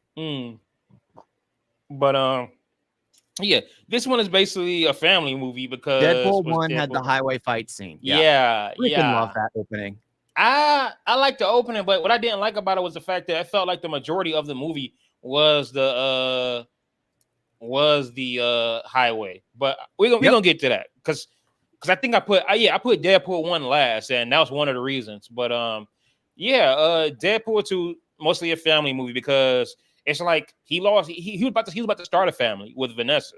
Vanessa gets killed, and now you got Russell, Fire Fist, who's also trying to find some place to fit in. So that's really what it's about. What you about to say? But that's also something that bothers me is because they introduce that they're going to start a family, right? They're going to name the child Cher, whether boy or girl. They don't care. And then what happens? 6 years later, it's Deadpool, Wolverine, and they've broken up. Okay, now we're going backwards. But they broke up. They broke up. You know that happens in real life, right? You break up. Okay. What's the problem? They had already planned out all that stuff. She sees his face and she doesn't mind it. Okay, but now it's not about the face. Now it's about him. It's the fact that he's disconnected. She feels like they disconnected. It doesn't feel like how it used to be. He's not opening up to her. He's keeping everything bottled inside. They broke up. Are you going to stay with somebody that's just, in his own world, not paying attention to you? If something's going on, he's going to keep it to himself. What's the confusing about that? Dude, I don't know. I think it's just confusing. If you're getting married to someone, if you're going to have a kid with someone, you discuss all this stuff way in advance. It just seems confusing to me. It's just confusing to me. You'll find out eventually. Hopefully everything will go right for you. But yeah, bro, that's not how you do know there's divorces out. You do know people disconnect from one another. Okay, don't talk about crap. I don't mean shit. You can talk about stuff all the time, and then later down the road, stuff changes. Just because you talked about it at the beginning. That was no, it's not stupid at all. Doing is just a falling apart. I mean, marriages fall apart. Things can go great at the beginning, and then only work if you work on them. Oh my god. Okay, and it wasn't working. She was trying to make it work, and then here's what he's saying: just say that you don't want me. Just say that you don't want to be with me. While she was trying to make it work, he didn't see it that way. How was that stupid? How was that confusing? But now let's get to Deadpool 2 because we're talking about relationships. I don't. Hey, bro, shit is not a fairy tale, bro. But back to Deadpool 2. Start. Oh my god, bro! He really was sitting here talking about relationships. Yeah, we'd continue with that one. Wow, bro! Like divorces don't happen. You think Ryan Reynolds and Blake Lively probably gonna be together forever? Let's hope they are, but you never know. Yeah, Mo's got himself a channel. Yeah, I do. Yeah, it's Big Daddy Mo. I appreciate it. He just pissed me. You just pissed me off. Oh, I'm pissed off here too. Thank you, Amber. People change. Some don't put in the work for real, and that's what happened. Vanessa was trying to put in work. Why would you start a family with someone if you don't think they're going to put in the work? That's at the beginning. At the beginning, when all that was happening, everything was fine. He was putting in work, but then down the line, he stopped putting in work. He shut off from her. All because he got told no to being an Avenger? Okay, that's how he handled it. That's how he handled it. Some people handle shit in a different way. Some people shut off. Some people be having shit that's going on. I be having problems going on, and I kind of just stay to myself and shut off. Yeah. But I gotta say, I hated it when he was saying that crap about, oh, just say you don't want to be with me. That stuff triggers me. That stuff pisses me off. Yeah, he was on bullshit. He was going through it. Yeah. Freaking pisses me off. All right, now that that's over, we are in Deadpool 2, where we don't have to worry about that because she's dead. All right. We're at hour and 30 minutes. We're not going to spend another hour and 30 minutes talking about their failed relationship. They do get back together at the end, and now he's gone. This motherfucker really sat here and said, "Oh yeah, it should all work. You got to talk about it." Well, yeah, of course. You always need to talk about it. Yeah, and sometimes that conversation goes well in the beginning, and then down the line it's just like, yeah, this ain't it.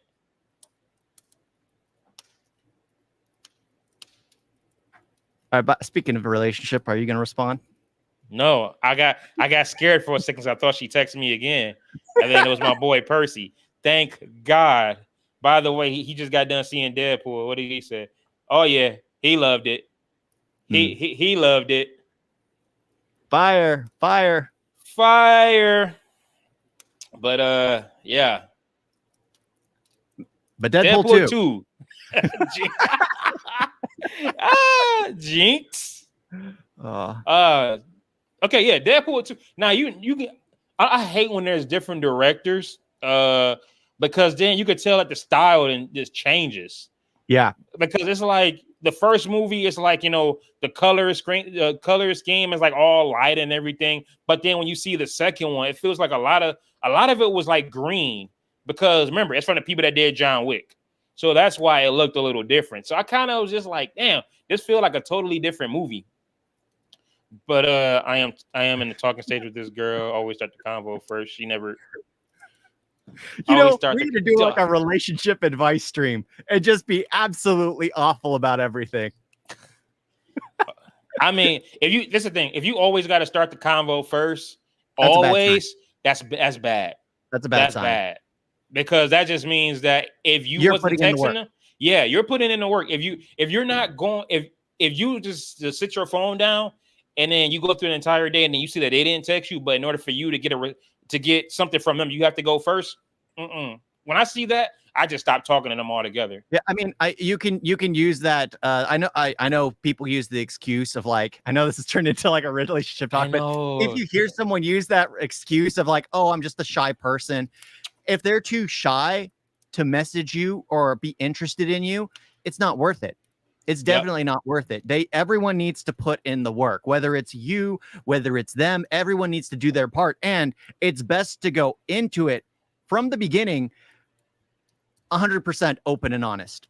Sure, I know a lot of people do their pretend selves for dating, but once you come out to who you really are, and God forbid it's after marriage, that they realize they don't like the person that you truly are instead of the person that you pretended to be. I'm sorry. He still pissed me off. Homie's been in one relationship, about to get married. By the way, congratulations. I am proud of you. And then he's still gonna sit there and say, "Oh yeah, you about to have a baby with her and all that." And then they just break up. It's so stupid. I am sorry. I'm still pissed off about that. I am still pissed off about that. I have talked about everything. That's everything good. with my Ain't girl. no telling what's gonna happen with y'all lives in 5 years. Something may happen to where, okay, I don't want to put this out there. I'm not even going to say it because I don't want to put this out there because that's going to be my niece or nephew. But what if? No, it ain't no telling. But man, I don't want to put this out there. But some shit could go wrong. You know what I'm saying? Hell, there's been times where, you know, somebody's pregnant and then come to find out, you know, something happened with the pregnancy, and now both people are just in a funk, and it just every time they think about each other, they think about that. Yeah, see, boom. Yeah, I have 2 siblings that didn't make it to term. See, and then shit just changes. You don't know what you would know. You never know what happened in 5 years, 6 years, 10 years. People change. Not me. I'm still gonna be a dumbass no matter what. But people change. But can we get back to Deadpool 2? Can we get back to Deadpool 2? Though, the guys tend to not change. We're stubborn and idiotic. Let's just be honest about that. It's the women that you just need to find a female that adapts to you. Good enough, and you are willing to put in the work for them. That's it. That's it. We're Deadpool 2. I love the opening credits. It felt like James Bond. It felt like James Bond. Like that, I thought that was awesome. And then the fact that they got Celine Dion to do the song, which did it ever get nominated for an Academy Award for Best Original Song? I have no clue. Because I have no Ashes, clue. But that song was perfect. That was a great song, bro. I loved it. I'm sitting there watching, and I'm like, man, this is Deadpool. Like, you got Celine Dion. Like that was great. They did it, man. I'm so off here. For the people that haven't watched it yet, everyone dies at the end. Yep. Thank you for spoiling the movie. Everybody died. Yep. Everybody dies. What? Everybody died. Why would you like come on our stream and then just spoil it for everybody? Yeah, but that's the thing is like, because I don't like it. Like, again, I don't like it when they deal with time travel. But it's a Deadpool movie, so they can make fun of it, like how he saved his dead fiance, wife, whatever. He was. Do you know they actually removed him holding baby Hitler at the end of the film? Oh yeah, I got the super duper cut. So yeah, because he actually goes in. Yeah, no, because yes, they don't show that in the original, but in the super duper cut, when he's going back in time, he goes back to where Hitler is born, and he feels wrong about it, and he just goes in maximum effort. But then he never kills Hitler. And then he's holding the baby and like giving the baby milk and all that stuff. I mean, hey, who knows? Maybe him being held kind of like, you know, changed the way Hitler was. Who knows? Put him in camps to give him free hugs. Maybe it turned Hitler into Hitler, being held by Deadpool. That's true. Maybe maybe Hitler only killed Drake. Yeah. But yeah, so after, you know, I love that after you know, Vanessa's gone and all that, he's going into a funk. Colossus is there for him to try to be that best friend that he needs, and he keeps trying to get him to be part of the X-Men. But I love that they're in the X Mansion, and he's just like, even the studio couldn't give us a bone. They couldn't afford to give us one of the original X-Men, and then we get the whole X-Men First Class cast. Yep. I love that. The door. I had to look at it again. I'm like, bro, they really did get James McAvoy for this 5-second cameo. That was perfect. But I like how that's how they did that cameo instead of them all fighting unprepared. Oh yeah. That was such a great Deadpool cameo. Just give them, you know, we'll give them the X-Men. Just, you know, they don't want to have nothing to do with them. But I love when he goes to the prison. It's funny, that prison reminds me of what is it? Face Off. Oh yeah. They have the metal boots and all that, but here they have the collars that shuts off your powers. I like that because now Deadpool is back with Cancer. But that's what I mean. Is like right when he put that on, is like, oh, this would have been convenient in the beginning of the film when he offed himself. Yeah. It was like, Yeah. of course, you need that dialogue to make things that are absolutely dumb in the movie make sense. If they had that in 3, it would have been like, oh, okay, at least he's acknowledging how it's a plot convenience. Oh, by the way, I like in the extended cut that they actually the suicide montage. I love that he shows up in his Deadpool mask at the zoo. Like, oh, what's your name? Captain Delicious Pants. He just jumps in the bear pit. I love that, dude. Or he just starts drinking like the Drano and then just jump off the roof. I can't believe he's still alive. Oh, me either. Oh God. Like, I love that whole little sequence. That was funny as hell. But Fire Fist, Russell, I found him cringe like the entire movie. He kept referencing, and so did Deadpool, his prison wallet. Yeah. Oh, I can hear you rummaging in there. His prison wallet. He was whining and complaining to get the most powerful guy in here. And then Deadpool was trying to save his life, but by pushing him away, because Deadpool was dying, he couldn't do anything to help him. And when Deadpool got his powers back, tried to go for him, but he was too whiny at that point and got with Xavier's brother, and they started hooking up and fighting. That's what I don't like. It was just, you were helping this whiny kid, and he kept going into the afterworld to talk to his girl, she was telling him basically to take care of the kid. Yeah. But I forgot what I said. Yeah, I didn't like him. I didn't like Russell at all. He was annoying, especially when they're in the prison and they're fighting with Black Tom Cassidy. Black Tom Cassidy, White Wade Wilson. But yeah, then after they get their ass beat, he's in the prison like, yeah, man, we did that. I'm just like, you did what? Y'all got y'all ass beat. Like, what are you excited for? What do you think about Josh Brolin as Cable? I liked him. It worked because they kept referencing how that was comic book accurate. It's like, yep. Yeah. Because I've played Deadpool, I've seen Cable. He did look like the comics. I love that when he time travels to that time. You have the two rednecks talking about toilet paper, baby Matt wipes. Damon? Yes, Matt Damon. Because what was his name? Like Greenlee or something? His character from Talented Mr. Ripley. I'm like, bro, like, hey, what's up with Matt Damon doing cameos in all these Marvel movies? I'm noticing that. Yeah, when he's in Thor playing Thor. Just give him a role. Just let him be a superhero. You should have had him be like actual superhero on Deadpool 3, and then he gets killed in like 2 minutes. But thanks for the membership. Oh, nice. But yeah, that shit just I forgot where I was at. What was I talking about?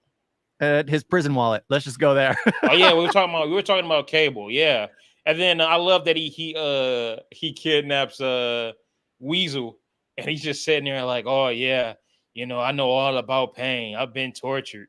And then check out 1 and 2. Definitely watch. Yeah, definitely watch it. Check it out. You might end up enjoying that more than you did the Deadpool and Wolverine. Who knows? Yeah, definitely watch it though. You'll enjoy it. Honestly, I enjoy all 3. But yeah, I love how he's just talking about all the pain he's been in. So now they're gonna experience the pain together. And he's all of a sudden Weasel just tells him everything he needs to know. Even the truck, the location. He tells him about the wind advisory. There's a wind advisory in effect when everyone takes off. Oh my God. Now, I love the team up. Crews. Yes. Because it's funny because in the trailer, you see the team and they're actually doing something. Yeah. Like you have Terry Crews, he's punching a guy. So I'm like, oh, okay. It's important. But it's it's a team up. But then when we get to the actual team up, they all just die because the winds are too strong. And Domino, that's not a superhero power. Honestly, and what he said the entire time, oh, you can't make being lucky look cinematic. And she's just running in slow motion while everything is blowing up. Yeah. I'm like, okay, I don't know how being lucky is awesome, but Domino just makes it awesome. Yep. Lucky powers. But I kind of already figured that Cable was going to be the bad guy for a second and then turn into an ally. I saw that coming. That's one thing I don't like, because I like it where, just like in Deadpool and Wolverine, where there was no set bad guy. Because Deadpool is talking with Cable. They need to team up because now the kids got with Juggernaut. Now they need to fight Juggernaut, and Colossus needs to fight Dirty. It's the real bad guy is the dude with the pedo lips, and it's just dude. I thought that was what's his name? I thought that was Pennywise for the longest. Skarsgård. Yeah, even though he's in the movie as the dude with the venom spit. But that guy also looks like him. Yeah. Oh my god! But it seemed like we're just breezing through this movie, huh? Well, yeah, because it's been out for a while. Yeah, it's been out for a while, and what we've been talking for almost 2 hours now.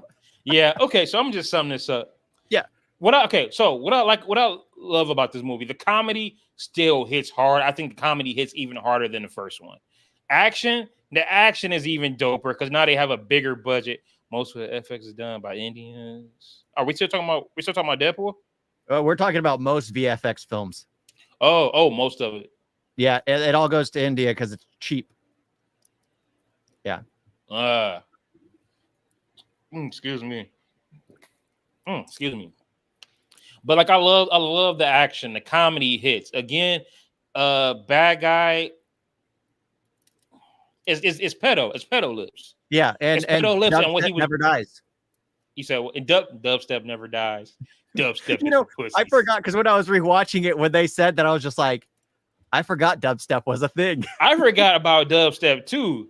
Because I hate it where they do like that's one thing I don't like about like TikTok, things like that, where things live for like a week before they die. And one thing I don't like is where they put those things in movies. What are those? Yeah, the what are those? I've never seen the original video. It's in Black Panther. I still don't laugh to this day, and it's apparently about shoes. Now, okay, I give you that because you're basically Just Friends. Where it's like, am I getting punked? Where's Ashton? Oh yeah. Now I get what you're saying. Using trends, something that's not going to be a thing for a long time. You're throwing that in there for the audience of today to enjoy. Yeah, it doesn't age well. What about somebody 10 years later? They're like, what are those? Like, they're just gonna sit there, pump. Yeah, and someone who's not on social media like that, like me, it means nothing. It means nothing. They're gonna sit there and talk about TikTok and all that. Like, ain't nobody gonna know about TikTok in 10 years. So when they talk about TikTok in a movie today, people are gonna just be like, what the hell is that? But then again, though, let's be real. They did that a long time ago. They've always done that. I'd watch Tom it. Holland show actor Martin Luther King. Okay, why the fuck would Tom Holland be Martin Luther King? We have motherfucking Ryan Gosling. Come on now, it's too late. No, Ryan Gosling is Malcolm X, man.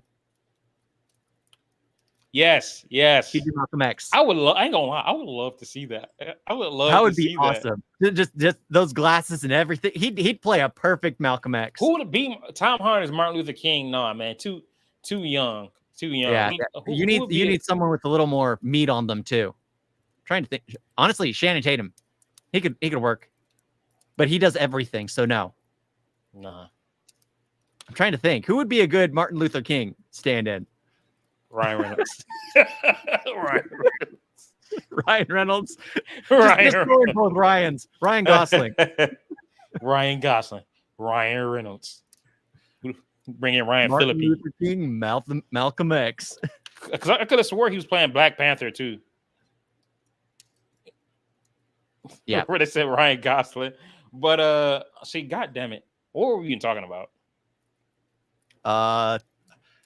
Deadpool 2? Yeah.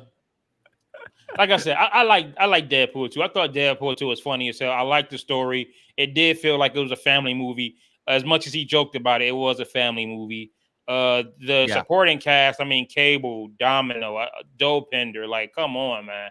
Like Dopender, Peter. I feel like Peter, yeah. I feel like this was a step up from number one for me. Yeah, Sugar Bear. Yeah. Okay. Let's go in the time that they were made. Then Logan. I thought we were Logan, going. I Are we enjoyed because so hold on. So now we're doing them in the time they were. I guess we are doing them in the time they were made. Yeah. Okay, Logan. Let's go with Logan. yeah, because if you look at Logan, it for that is a family trip film. Yes, It's a absolutely. family trip. It's like you got. It's like it's like it feels like Logan is traveling with his father and his daughter. Yep, That's what it looks and like. that's why Deadpool made the a family film because that's what Logan was. Mm-hmm. He's always riding the coattails. Now I love how Logan. I love how Logan starts because even in the scripts, you got because this one everybody's like, oh snap, we getting an R-rated Wolverine movie, and like the first couple pages were put out, and it's about him slicing people up, and even the dialogue, like the description, it says like, yeah, we're making a fucking R-rated movie, like even them letting you know, like, yeah, this is the movie that y'all was waiting for. And when you see him, just drunk getting out the limousine, and he gets shot, and he's just sitting there like coughing and all that. That's when you're like, oh wow. So already he's in a rough place because he shouldn't have fell back off. He shouldn't have fell back from that. Oh, don't use those. They're gonna strip the chrome plating. And it's just like, and then they're shooting at him. He gets in front of the car. I mean, the way he staggers, everything was so well done. This is a Wolverine that's been through it all. Mm-hmm. This is a Wolverine who's run ragged. This is a Wolverine who is tired of existence. From the beginning, it looks like he's wanting to eat a bullet. So you try to find out why hasn't he yet? Why is he still kicking? And then you find out he's taking care of Xavier. Yeah, which is that's heartbreaking. His reason. It's heartbreaking to see both these people that we've been watching for like 20 plus years, because you got Wolverine who could basically, regenerate no problem. Now he's over here just limping, coughing. You see all the scars and everything on his, on his body. You see blood and everything just still there. And then we got Xavier, who's, is not mentally capable anymore. Yeah. He's sitting there riding around talking about a chalupa from Taco Bell, like reciting commercials. The funny thing is because it's so funny, but it's so sad. You can't laugh. I couldn't laugh at that because it was just like that is tragic because that is real. That kind of thing happens where people will be watching a commercial and they'll play in their head and they just start reciting it because their mind is so gone. It hits different than like I don't think of any other, because even what was it, Infinity War? Yeah, it doesn't hit the same way as Logan because it doesn't matter. Everything's going to change in the end, except for Groot being like Papa. That's probably the only scene that you can compare it to, where Groot is fading away. And you said Groot, yeah, Papa, like I am Groot, like and you only know that because they put it in the text later. Mm-hmm. Like that's the only thing that can tug your heartstrings the way Logan starts out. And then Charles doesn't even remember him from time to time. And then his powers out of nowhere. If he's not taking his medication, then whoever's in his vicinity is about to get killed. So I'm just gonna jump through it because one of the saddest scenes for me is where Xavier realizes after he stopped taking the medication what he did to all the mutants. Yeah. And he's telling that to X-24. Logan never hears that. Never hears Xavier apologizing. Never hears Xavier breaking down. I thought she was X-23. No, X-24. The Wolverine clone. Oh, you talking about when he's laying in the bed? Mm-hmm. Oh, and he's apologizing. He's like, I shouldn't be alive. This is my fault. I am sorry. Because he was blaming Logan for everything. It was like, what'd you do, Logan? What'd you do? And then when he realizes it after he's off the medication for a while, he is just ruined. Yeah. And then he's killed by the Logan clone. And then Logan's like, it wasn't me. It wasn't me. It wasn't me. I mean, I really hope he realized that wasn't him. Yeah, because it's a tragic scene where Xavier is letting his heart out, letting Logan know like he's sorry. It's his fault. He shouldn't be alive. And then Logan running in, seeing that his clone had stabbed him, and he's like, oh, it wasn't me. It wasn't me. It's just all of that. They're never able to get anything across. It is so heart-wrenching for me. Even thinking about it, it aches my soul I feel like That's what I mean. the whole movie was just heartbreaking. Like there wasn't really Yeah. a time where I cracked a smile or I laughed. Everything I was just sitting there with a serious face because this movie is dark. This movie is serious. Like the action that's going on, it's not like yeah, it's they're fighting for their lives because they're not the same people they were. I mean, hell, Logan had to sit there and take that serum to get him back to the person he used to be in order to fight For them a off. short period of time. And then when it finally wears off, you just see that he's dying right now. And it's just, wow, you like know that this is the end. And then Daphne Keene as X-23, Laura, I thought she was really good. She did a great job. This is probably like I think it's like one of her first movies, but it's a big movie, and she held her own with Hugh Jackman. It's a good thing. I liked seeing her return for her role because the Acolyte didn't do her any justice. I just got to throw that out there. Yeah, I'm glad I didn't watch that. It was awful, but he was. That's what I mean. As like Logan is my favorite because no matter what, I could watch it over and over and still hit the same. You watch other superhero movies, they're the same thing over and over again. That it's like, okay, action scene here, joke there, and then over time they wear themselves out. Yeah, true. But you go back to Logan, and it's just so grounded in like it's more realistic than any other, even though it still has superhumans, even though it still has these powers.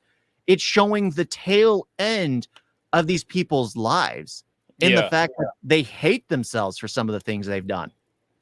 Oh, I think the coolest scene in the movie though was the hotel scene where Xavier's powers are out of control. So and he's Wolverine is he's just sitting there trying to crawl up, and you see everybody like turning around looking, and then he's just boom, boom, and then finally once he puts the medicine in him, everybody's bodies just drop. I thought that was the dopest scene in that movie. Yeah, and what you think about Boyd Holbrook, the guy with the arm and the shades? Okay. He was okay. I don't know why they always cast him as like villains because I don't care for him. It's not that he's horrible. He's not bad, but at the same time he's not good. He's just mid. Like he was the main bad guy in the miniseries Justified Primeval. If you've never seen Justified Primeval, you don't need to watch just the regular Justified. Timothy Oliphant, Walton Goggins, amazing. But he's the bad guy, and I'm just like, bro, every time he get on screen, I'm just bored.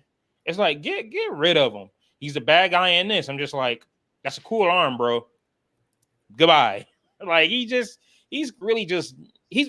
I'm not gonna call him Jai Courtney, but he's Jack Courtney. He's Jai Courtney. I think he just hasn't been given a role that works for him. I think so really too. So I got a feeling that he can do something. I just never care. I mean, hell, he was in The Predator, where it was basically Suicide Squad.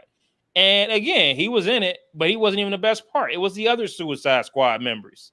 So I'm just like, you can do something with them. But that ending, I swear, watching that, going to the theaters to watch Logan, man, and you finally just see him in the ground with the X for the grave. Yeah, where that was a tearjerker. But that's just one of the things. It is so that movie's just powerful. Just powerful. It is. It works. And the fact that it didn't get nominated for an Oscar, I feel like it should have been nominated for Best Picture, Best Actor, Best Supporting Actor. Films don't really meet that criteria. It's like, what? They do when they're trying to what's the word? Like Black Panther. Best Picture, not one bit. They nominated that for Best Picture. I think they nominated Dark Knight for Best Picture, which was highly deserved. Because it was an all-black cast or whatever. Yeah.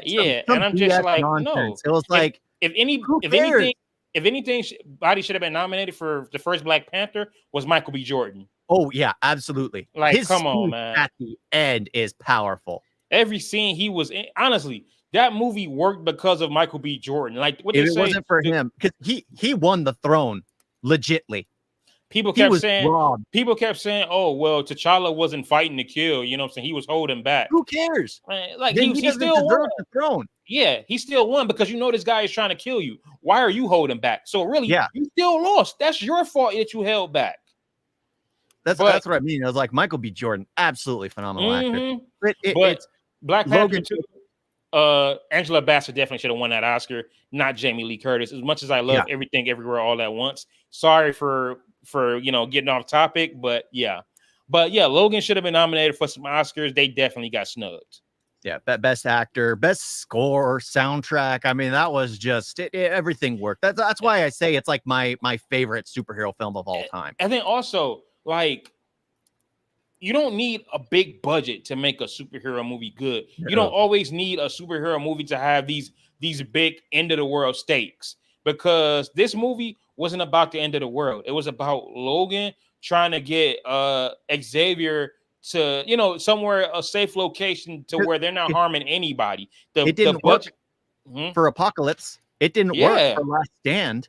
The budget, the budget was about $100 million. Yeah, but for a superhero movie, that's kind of small. But it was $100 million. There wasn't even mutants like that. Like, I think the mutants finally came in towards the end when the kids came in. So that was probably like your big scene with powers and everything. It was all about the performances. It was all about the story, the characters. And guess what? It worked. But when you have the other two Wolverine movies where you got a million mutants, you got all these little crazy ass action scenes and all of that, but you're not focused on the story. Now we're getting bullshit. Yeah, now we're getting a bullshit movie because you're more focused about the action and all that. Yeah. And only Deadpool can get away with a BS movie. Yeah. Only Deadpool can. That's just it. Only Deadpool can. Every other one, they're serious. They need a real story, not just these world-ending stakes. You need a real story to follow. But I gotta say, just even like the family that they sit to have a family meal with. I love that scene. It was perfect. It was the way everyone just joked and laughed and was just like, don't eat with your hands. Use the fork. Use the fork. Because you can tell they haven't had nothing civilized in years.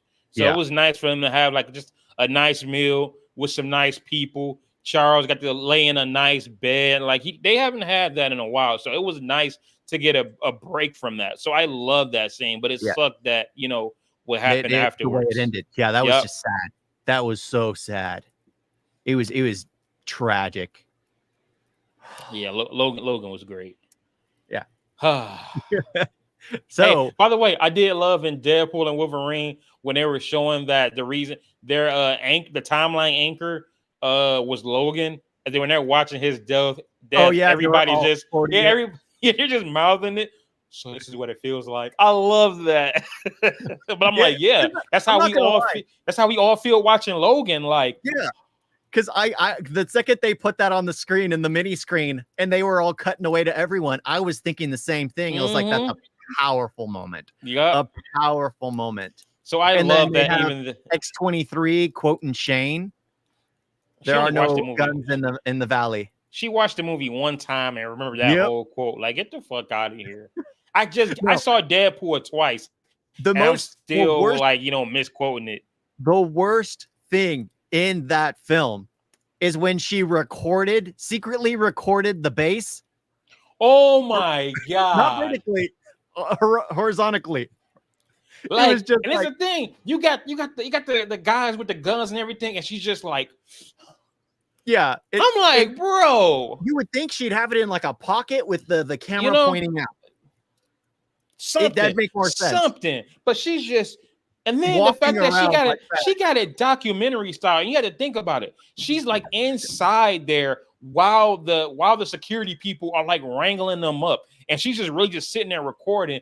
And then she actually did the audio, the voiceover. And everything. I pray that she did that like on a little video app or something. Not did that while she was recording it. Like they're sitting there fighting.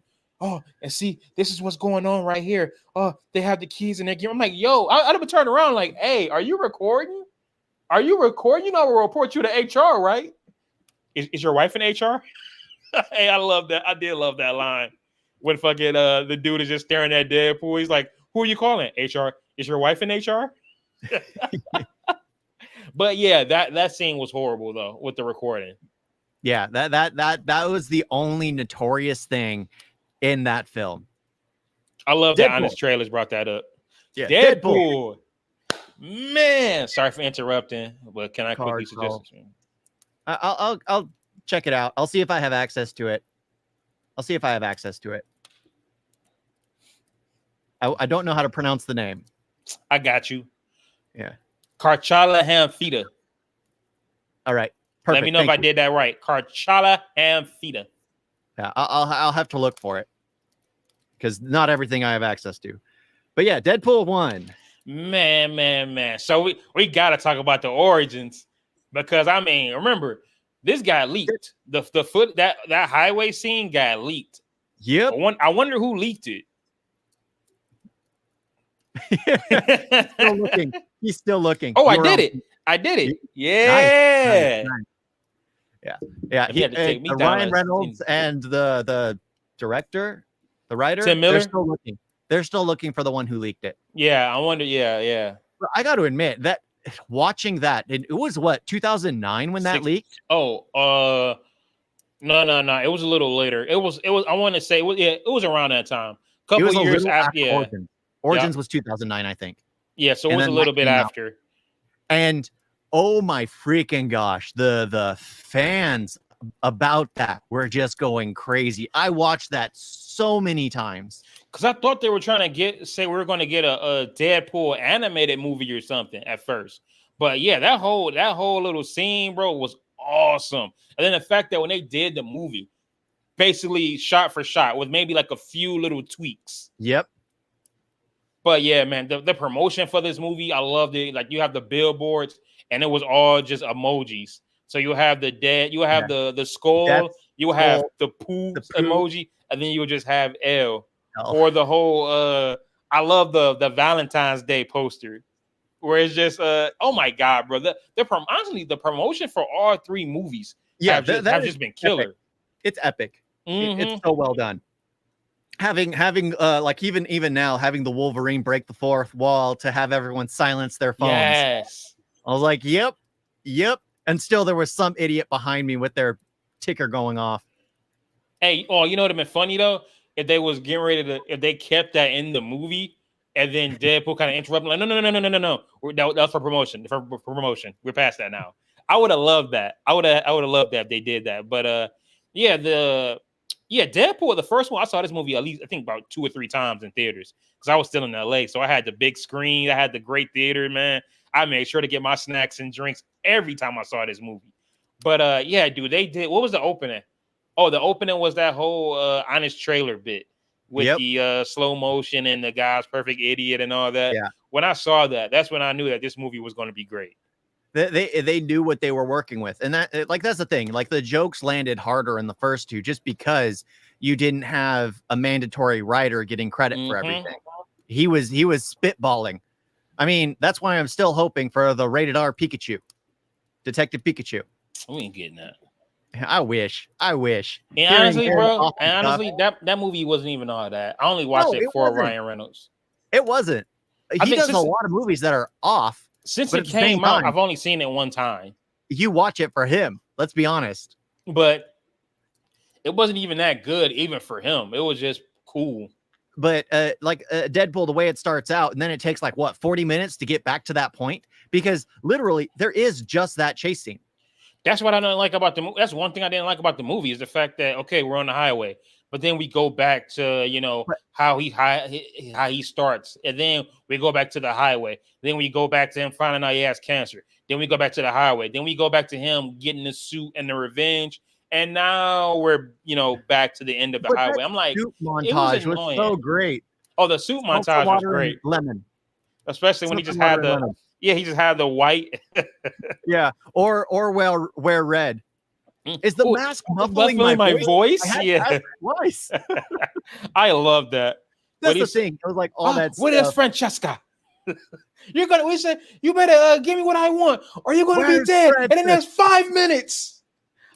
You're about to get killed by a Zamboni. But that's what I mean is that little montage of him making his suit, breaking the fourth wall was still some of the richest Deadpool we've gotten. Even the Deadpool song was. I actually have that on my Spotify. I love that. Yeah, dude. Like, oh my god! And I love when he meets up with Agent Smith. or the is it sexist to her kid to shoot you? Is it sexist to not shoot you? He cocks it. It's just so confusing. I love that bit. It's just like, yes, thank you. Where's the line? Thank you, Deadpool. Real. And I love the actually other than Ajax. Ajax is just so generic. He's really not. The fact that they made him the new transporter pissed me off. He named himself after a dish soap, man. I love that when he said Francis, and then all of a sudden the guy that's also tied up to the bed is like, Francis? Yeah, just like that's the big reveal. His name is Francis. Yeah, it's just like he chose his name from a dish soap. It's like, yeah, it's hilarious. Ajax. Oh my god. But yeah, like honestly, like outside of the fact that they just keep going back and forth, because I mean the origin story is also generic. You know, this guy used to do this, and then all of a sudden, you know, he's going after. We've seen that a million times. You know, I mean, hell, isn't Wolverine like the origins like that? Damn near. Yeah, he had a montage of him going through battle with his brother. It's just it's the same. The origin story is the same, but we're not there for the origin story, or damn near, we're not even there for the story. We're there for Ryan Reynolds and Deadpool. You can give us a great villain and a great story in the next him movies. Breaking the fourth wall, we're good. Yeah, that's why for a minute Deadpool was my favorite superhero movie of all time at that moment, because I'm just like, bro, it's Ryan Reynolds for 100 minutes as Ryan Reynolds, but he's killing people, he's breaking the fourth wall, he can regenerate. Which, by the way, they use that regeneration. Because his first big breakout hit was Van Wilder. That moment where he breaks the fourth wall when she talks about something like how hard something is. Which, by the way, I love that he still gives Van Wilder his flowers. He always mentions Van Wilder. I'm glad his name online is Van City Reynolds. Yeah, I'm glad that Van Wilder is still a thing, because that is still one of my top favorite Ryan Reynolds movies. That's the movie that introduced me to Ryan Reynolds. So I've been a fan of his for 22 years. Damn, my boy Van Wilder done moved up. Oh man, great! What a great movie. Yeah, but that's funny, because what they had in the this is back Deadpool and Wolverine at the Memento to Fox, where they have him talking about how he wants to play Deadpool more than anything. And they shut him up by muting him. Oh, you talking about when they were doing no, the dedication. Okay, I don't think I saw that part. Yeah, because Ryan Reynolds, like, Deadpool is something that has really resonated with me. When I read the comics, it was just, I really want to play this character. I saw that, yeah. And then the next scene, it shows him shut up. The eyes are just like, it was the stupidest thing. I love that they brought all that up in Deadpool, like especially when they brought up Green Lantern. You're like, whatever you do, just don't make the super suit green or animated. And then he's like, and then he had the chance to off himself when he congratulated himself. Honestly, he did make the big times, because that's where he met his baby mama. I don't think they're married. They're married. That's where he met Lady Pool. Yeah, I think they're married. Yeah, they are. I mean, they got two, 3 kids. Yeah, they got 2, 3 kids, but I don't think they're married. I could have swore they were. I thought they were too. I think it's just the baby mama. Hold on, no, what the fuck? He's married to Eva Mendes. Oh, whoops, that's Ryan Gosling. No, yeah, he's married. They married in 2012. Okay. Oh, I was reading an article. They got 4 kids. Like, they're not married. Like what? Yeah, 2012. They got 4 kids together. Yeah, that's the thing. It was like he can't diss that movie, because that's where he met his wife. Yeah, like you can't be upset about that. I forgot she was even in that movie. That movie sucked so bad. You know what's funny? Even though that movie sucked, I would still watch it because of Ryan Reynolds. Yeah. That's the thing, is he brings a crowd, and that's the thing. He can act. We've talked about this. He has acting range, but he's just he reminds me of Philip. You know, he's the youngest of 4. Ryan Reynolds. So it explains how the youngest of 4 brothers. And it explains how the youngest of a batch of boys always ends up acting somewhat the same. Because Philip acts almost completely, makes the same kind of jokes as well. Okay. Except he didn't choose that kind of career. But Then we got that. Oh my god, the Stan Lee cameo was great. By the way, I love that they did a Stan Lee cameo in Deadpool and Wolverine. Yeah, Even though it was only just, of course, it had to be just like a picture or something, but still, it was a flashback too. yeah. But I love the Stan Lee cameo where he's in the strip club. Bring out That was, chastity. yeah. What he say? You can't buy love, but you can rent it for 4 minutes. I was like, bro. And it's stupid because they spoiled that cameo in the trailer. I'm like, why would you do that? But Yeah, that was probably like the best cameo he had, dude. The fact that he's in a strip club, the DJ. But Deadpool, I understand that it was a weak villain. It was very, very simple. They had a low budget because even Fox didn't think it'd work. Yes, it's an R-rated movie with a character that, you know, he's not a big character. I mean, people like Deadpool, but he's not like Spider-Man or somebody like that. It only got made because of the backlash of the leaked footage. Everyone wanted that. So they thought, okay, we'll just make it for the fans. So they put only a tiny bit of money behind it. And it exploded.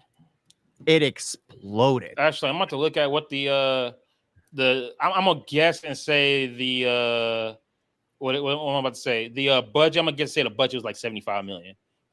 Let's see.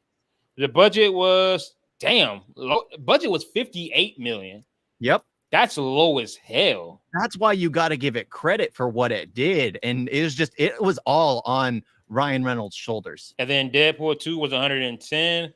And then, of course, Deadpool and Wolverine was 200 million. And then already, it's only been out for a day. Not even a full day. It's at 103 million. Yep. That movie's probably going to gross maybe.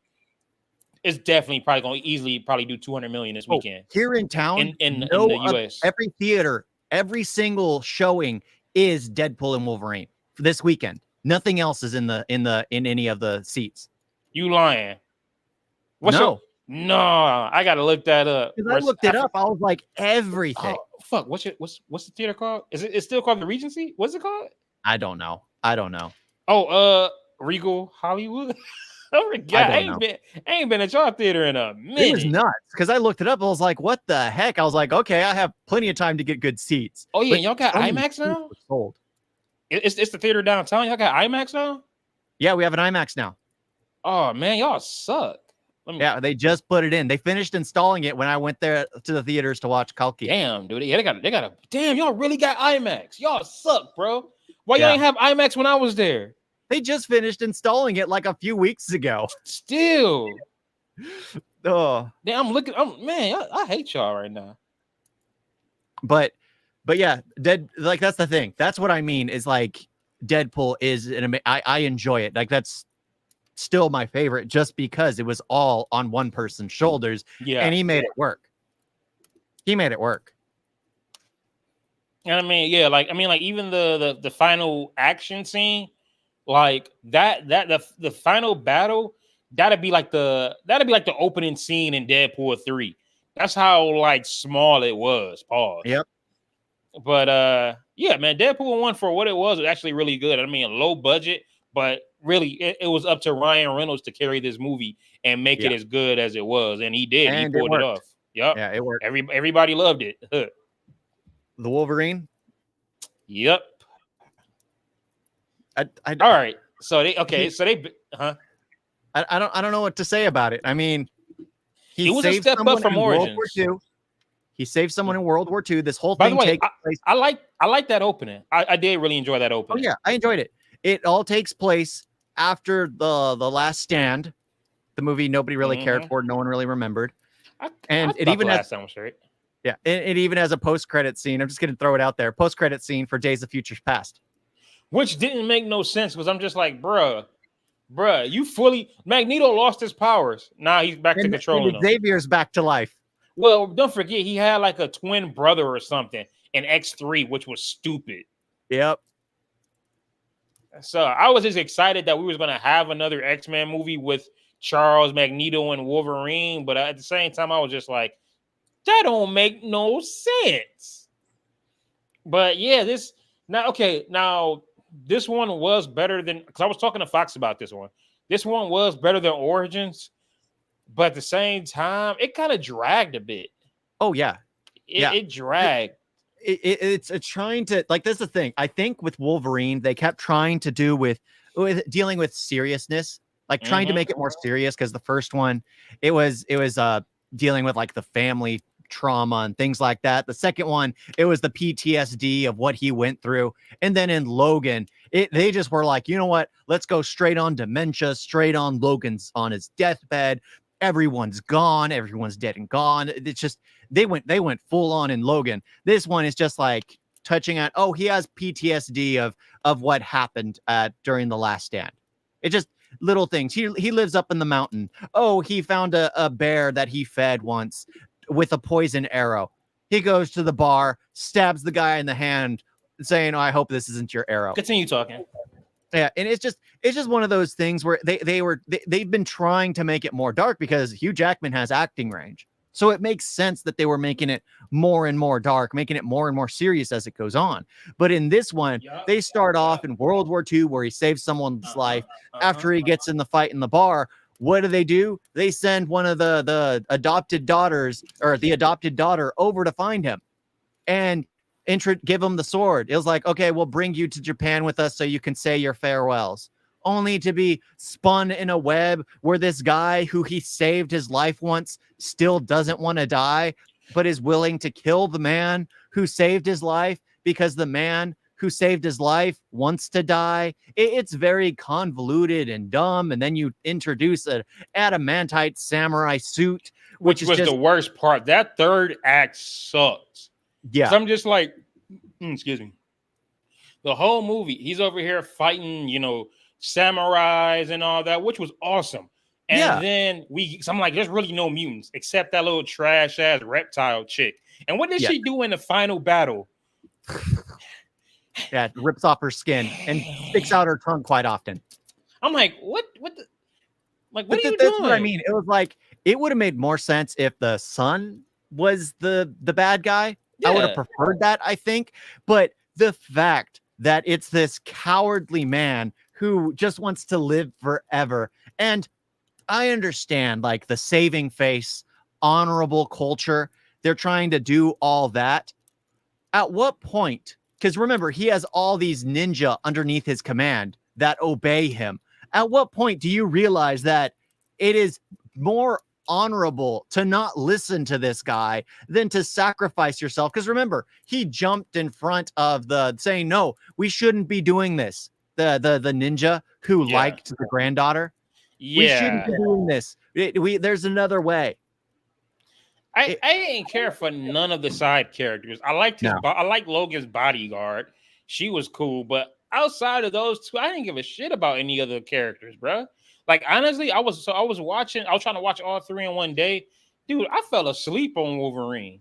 And it's crazy because after the whole bullet train scene, which I thought was the best scene in the movie, then it's just like, what happens, to get to a hotel? Don't they sleep? I think they sleep together. Yeah. Then they go to the one dude and he throws him out the window. She gets captured. By the way, I love that she's like, how did you know it was a pool there? I didn't. I love that. But yeah, after during that, I'm just like, bro, that shit is boring. And then when he gets into when he takes the thing out of his chest to regenerate again, which by the way, that boy was because I think he said that was at that time that was the best he was physically because he followed the Rock's training regimen. So he actually had the time to beef up to get that physique that he always wanted. Because remember, X1, bro, he was wearing that tank top the entire time. Primarily, bro was like, not man. There was nothing there. There was nothing there. There was no greasy titties. I was like, no, but yeah, that whole fight with him and that one dude where he had the claws and homie had the sword, I enjoyed that. But then what pissed me off is, have you seen the extended edition, the Unleashed version? Yeah. Yeah, that whole fight, when he's getting ready to go against him and they capture him with all the arrows, there's a whole segment of that fight took out. Like, bro, he was fighting against the samurais on motorcycles with chains and swords. They should have added that and taken out some of the other pointless. Yeah. pointless stuff. Like that scene was so awesome, bro. Especially when he This ain't a blows Zack up. Snyder's film where you just remove the pointless stuff and add it in as an extended version for Yeah. BVS later that I'm forced to watch as this guy just laughs at me the entire time. Oh, what was the added point of these scenes? There's nothing there. The added scenes did nothing to the film. I really, hey, I had to watch the 4-hour Justice League twice. I watched that twice, bro. Or did I watch it twice? No, I watched it once. Never mind. I don't remember. I know I watched that a few times. The extended BVS. You know, they gave a backstory for Jimmy Olsen. Oh, the wheelchair guy? No, not the wheelchair guy. Oh, they gave him a backstory too, but the Jimmy Olsen, the CIA operative, not the cameraman, the CIA operative. Jimmy Olsen is Lois Lane's photographer.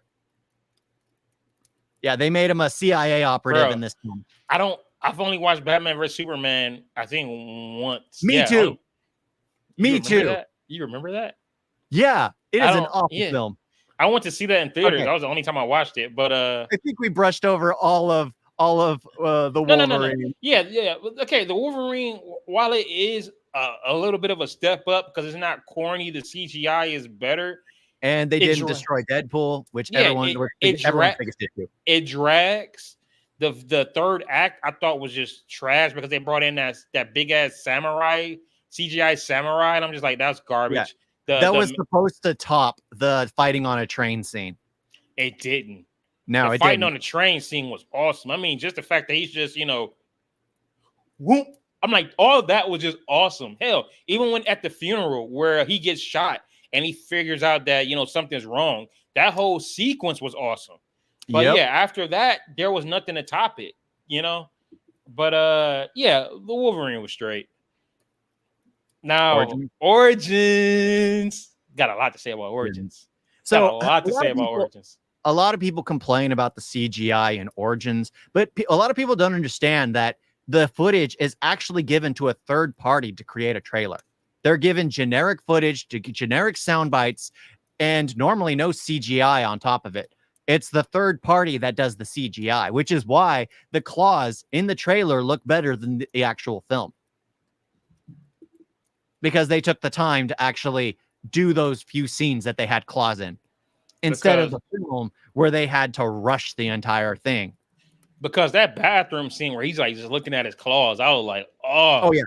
That was, dude, I was watching it again, and then the scene where they're all on the plane, I was just like, oh my God, it always looked like this. The thing is, though, for me, those graphics were an improvement because the first time I saw X-Men Origins was the leaked cut where they had maybe like 50% of the effects done. So you're watching it and you see the wires, you see the green screen. Mm-hmm. Sometimes you'll be watching it, you just kind of see like the computer graphics. So really, X-Men, the CG, the finished project is actually just, it looks like Deadpool and Wolverine graphics to me during that time. That's probably why looking at it now, it looks horrible.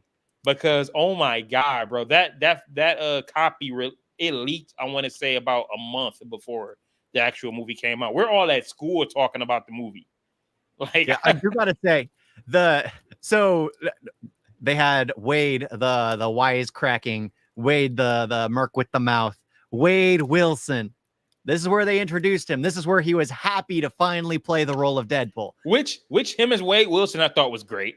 Oh yeah. And I found it funny that he reenact the same sword fighting moves in Deadpool, where he's swinging it around, spinning it, and blocking everything. However, in Deadpool, he gets shot.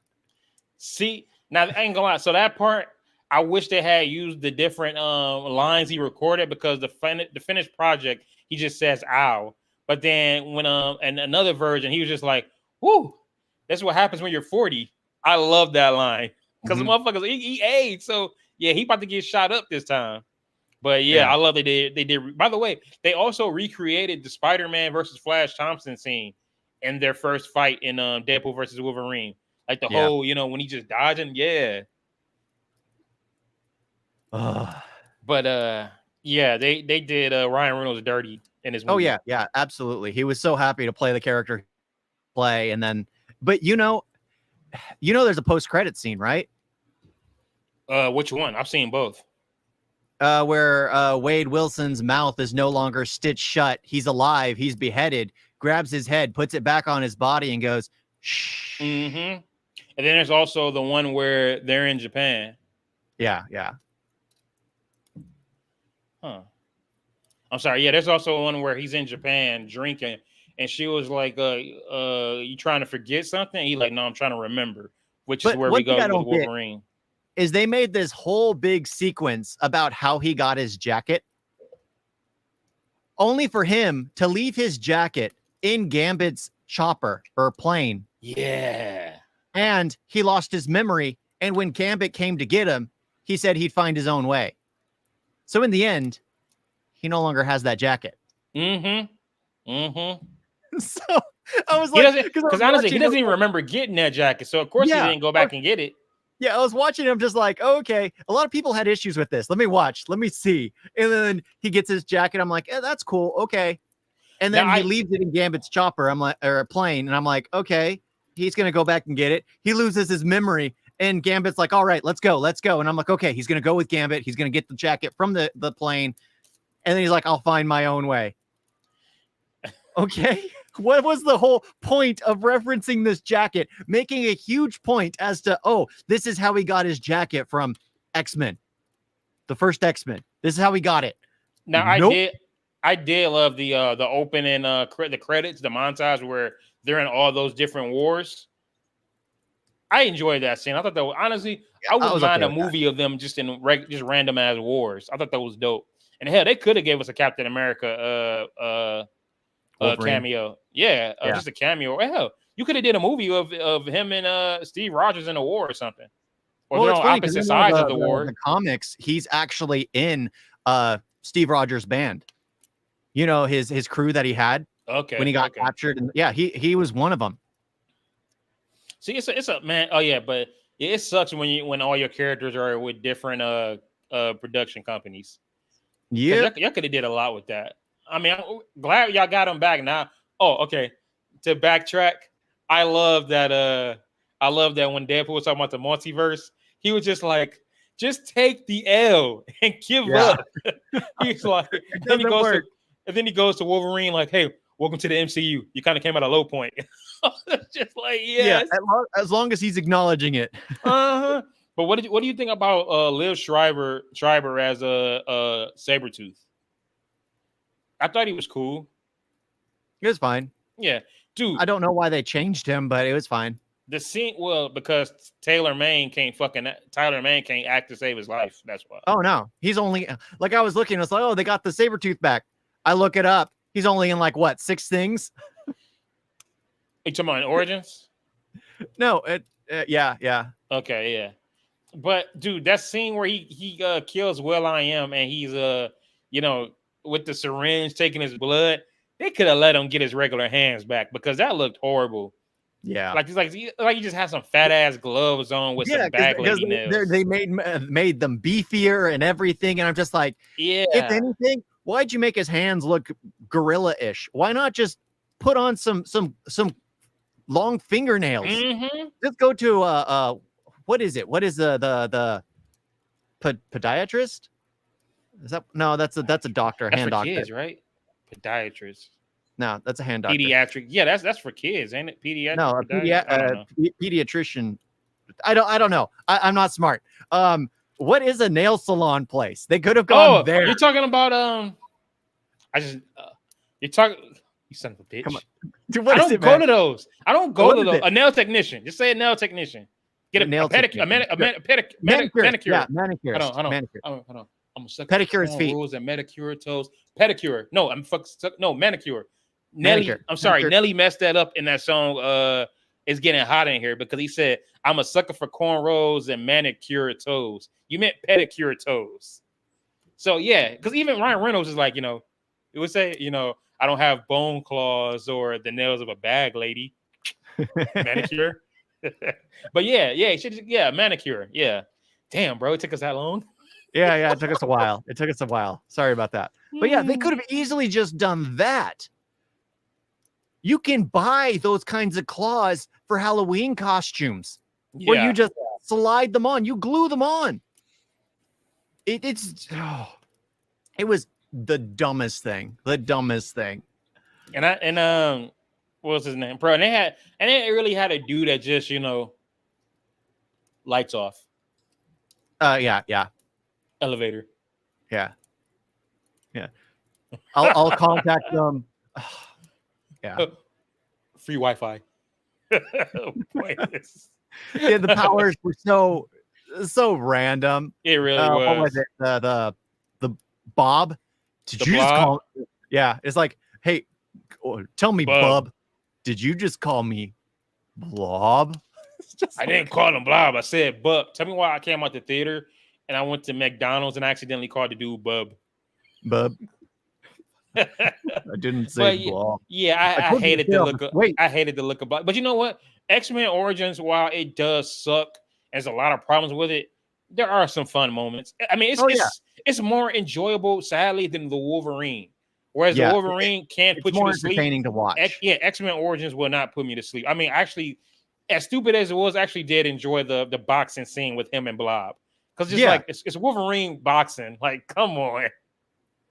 Like, even the scene where he's on the motorcycle and he's getting chased by the helicopter, I kind of enjoyed that scene a bit. So it's crazy how this movie sucks, but at the same time, it's enjoyable too. Yeah, it's got its moments. It's still fun to watch. And oh my God, I can't stand this girl. Get the fuck out of here. Like that whole story about the Wolverine. It's like, just go somewhere and die. We need to put you in the fridge. Yeah. Like, come on. Only for her to come back. I was like, what purpose did any of that serve? Yeah, there were so many characters. And then they brought in Cyclops. Why? Yeah. But and then they had to cover his eyes so that way he didn't see the Wolverine, so that way he couldn't acknowledge him in the other origin movies. But it was the worst. The worst was when they brought back Charles Xavier. Oh my God, the CGI for him, bro. He looked like he had like too many Botox shots. It looked horrible. But then again, you have him in X-Men Last Stand, which was 3 years before Origins, and they did the de-aging. Looked fine. Yep. I mean, I looked at it again, and you could now really tell. But for that time, it looked good. The CGI was bad in that film, all around. And then 3 years later, it's just, I'm just like, come on. And oh my God, also Stryker. Why would y'all sit there and tell y'all plan while he's under after y'all gave him adamantium bones? Okay, now erase his memory. You don't think he's going to hear that? I wouldn't say shit. Like, come on. You would think everyone there would already know the plan. Why say it aloud? Yeah, why you're just now, I'm like, okay. You could be like, just like, all right, now continue on to the second process. Yes, phase 2. Thank you. No, we're going to, erase his memory now. What? Like, come on, man. Where was Deadpool when you need him? Oh, yeah, he got his mouth shown. Sure. Get this. He had an adamantite gun, shot Wolverine in the head, and Wolverine lost his memory. Laura and Logan used an adamantite bullet, shot X-24 in the head, blew out his brains. Yep. She used a small handgun, one of those little ankle pistols that Blind Owl uses. Mm-hmm. She used one of those as where crap, I already forgot his name. Stryker, thank you. Used a revolver, a high-powered revolver, and all it did was made Wolverine lose his memory. Whereas this little pea shooter, Blind Owl's pea shooter, blows off Wolverine's head. Well, it's X-Men Origins, man. X-Men Origins sucks. It's giving it back. We're gonna leave. We're gonna leave that out of it. That was a different year. But seeing the evolution of Hugh Jackman's character is the best part. From like Origins to Wolverine to Logan, where you see they're starting to go the more serious route. Because they realized it works better because Hugh Jackman can act. Yeah. So it's like, oh, he has PTSD. Let's go far stronger, to basically being a sex symbol for all 50-year-old guys holding hands with someone else, another guy. It's that's what he became. That's what he's become now. Yeah. Right? Not need to work out, right, man? Nah, for real. I swear, when I saw him again, I'm like, bro, this guy is 50. And no, that body just looks amazing, bro. I really got to get in shape. To impress. Fuck, and I ain't even trying to impress nobody. I'm trying to impress myself. Press to impress. Impressing myself. That's for me.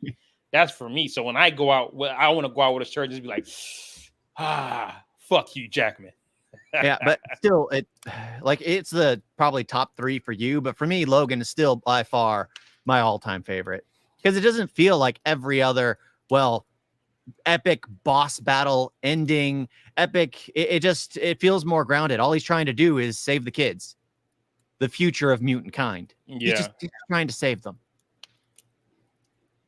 But now that we talked about it, if I had to rank all Wolverine and the Deadpool movies, Origins, the Wolverine. Oh damn, he's like, those are the 2 crappy ones. Now it gets hard. Okay, what did I say? Hold on, what movies did we have? Okay, Origins, the Wolverine, Deadpool 1. Then we got, this is a tough one. Because what's left? What's left? Logan, Deadpool 2, and Deadpool and Wolverine. Yep. Right now,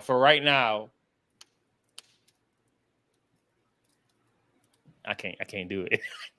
Because I almost had Logan. I ain't gonna lie, I almost had Logan at number 1. But I'm also talking about what can I watch a million times over. I'll probably go Deadpool 2. Man, I don't know. You go. Yeah, you go. For me, it's Logan. Logan number 1 for sure, and then Deadpool. If we're talking about, like I said, we're talking about just straight up story and everything, Logan is number 1. But I'm talking about just something I can enjoy a million times over. It's between Deadpool 2 and 3. Yeah, for me, it's Logan, Deadpool 1, Deadpool 3, and then Deadpool 2, and then Origins and the Wolverine. You can flip a coin for if those are last, whichever place they go. Yeah. I mean, Days of Future Past. Honestly, all the X-Men movies are Wolverine movies, except those first class ones. Yeah. I never cared for it to begin with. You never cared? You don't like X-Men First Class? No, I didn't care for it. I thought that movie was great. I like McAvoy, but you ain't like what about Fassbender? I liked Fassbender, but at the same time, after you have the older versions of them, I didn't care to see the younger versions. I get it, but dude, Fassbender, bro, was honestly the best part of those movies. Like, he was great. In Apocalypse, he was subservient to Apocalypse. I'm talking about First Class, bro. He became one of the horsemen. Of the prequel, there were only 2 good. Honestly, yeah, I can't even say 2 because really, I never even saw Phoenix. Oh, Phoenix sucked. I never saw that. Did I even see Phoenix? I can't believe they made 4. Yeah, Dark Phoenix was horrible. Okay, First Class was great. I loved it. McAvoy and Fassbender, man, were just, even though Kevin Bacon. Kevin. I like Kevin. Kevin Bacon was a good villain too. Kevin Bacon was a good villain. That's what I'm saying. You had a good villain. You had great actors. I mean, like I said, Fassbender and McAvoy killed it. The other characters I actually enjoyed. I enjoyed Banshee. I enjoyed was it Azazel, the Red Nightcrawler? I thought he was dope as hell. And you had some good action scenes. Days of Futures Past, I wouldn't even call that a prequel, man. It's just another naval beam. It's another X-Men movie, and Wolverine's the main dude. But Apocalypse sucked. Apocalypse is what Last Stand is. It's like no. Apocalypse is worse than Last Stand. I couldn't stand Apocalypse. That was a trash villain. Yeah, that's where I stopped watching them. I was like, no. Yeah, that was a trash villain. And then also, y'all, they ruined Fassbender because he really was just a puppet. And then Dark Phoenix, honestly, I'm still trying to figure out, did I even see Dark Phoenix? Because I've seen a bunch of scenes from, I think I did see. Okay, I saw Dark Phoenix. The movie sucked. I never saw it. Because they took out everybody's favorite character, Quicksilver. They broke his legs. I'm like, what? Yeah, that movie sucked. Like him alone was the best part about it. About the second one. I don't think he was in the first. Yeah, he wasn't in the first. In the fact that he's Magneto's son. Yeah. Like I the did love one that. line where it's just like, huh, that's funny. My mother knew someone who that could do that. I was like, yeah. Yeah, that's your father right there. Oh my gosh. But yeah, I don't know, because I liked how they ended Hugh Jackman as Wolverine. I kind of hope that they do replace him, but at the same time, he is Wolverine. There's probably only a few that could take up the mantle. And bro, and also it's like after seeing what Marvel can do with Hugh Jackman as Wolverine, with how beastly he was and everything, bro. Well, I want to let's see be honest. This was Deadpool that made Wolverine truly Wolverine. Then in that case, hold on. In that case, if we get Wolverine in another movie, he has to be with Deadpool. Yeah, it's because that's the thing. It was like you can get away with certain writing, which they would have never in any of the other films had Wolverine crawl like that, except to do like a jumping move, which you all always saw, because it just doesn't seem realistic, but it's badass. Nobody cares if it's realistic. Mm-hmm. He becomes a boss in that moment. But yeah, like, oh shit, I should call in tomorrow. But yeah, you heard that. Yep. No, because I'm supposed to be hanging out with Sarah and Solo tonight. Because I told them next Friday. Let's hang out next Friday. She was so excited. All she saw was Friday and started saying, I'm going to throw a party. And then she thought it was, I was talking about today. And I'm like, I got to double tomorrow. So, but yeah, they overall though, the Wolverine movies, they had one bad one movie that was okay, and then one phenomenal one. And then Deadpool had all three of them were fired. It's been winning. It's been doing good. Yeah, I mean, all three of them were fired. I'll Some of them had their out of my way to watch them, but they do movies? work. Yeah. They do work for what they are. Yeah. They manage themselves well. Mm-hmm. Just thank God's favorite idiot.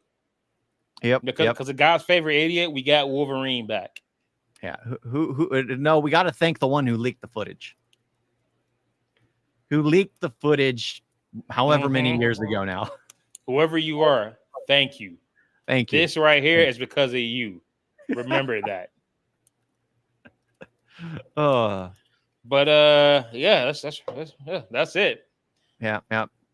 But hey, that's it. Hey, thank y'all for watching. You know, hit that subscribe button. Check out my other videos. My YouTube is Big Daddy Check out our Mo. individual channels. Also, whatever. In the comment section, also let us know what y'all think about the new Deadpool Wolverine movie. Definitely want to hear y'all thoughts about it. Which one's your favorite out of all of them? Absolutely, Wolverine and Deadpool. But yep. Hey, thank y'all for watching. As always, we'll see y'all next time. Peace. Toodles. I thought she was about to say your usual.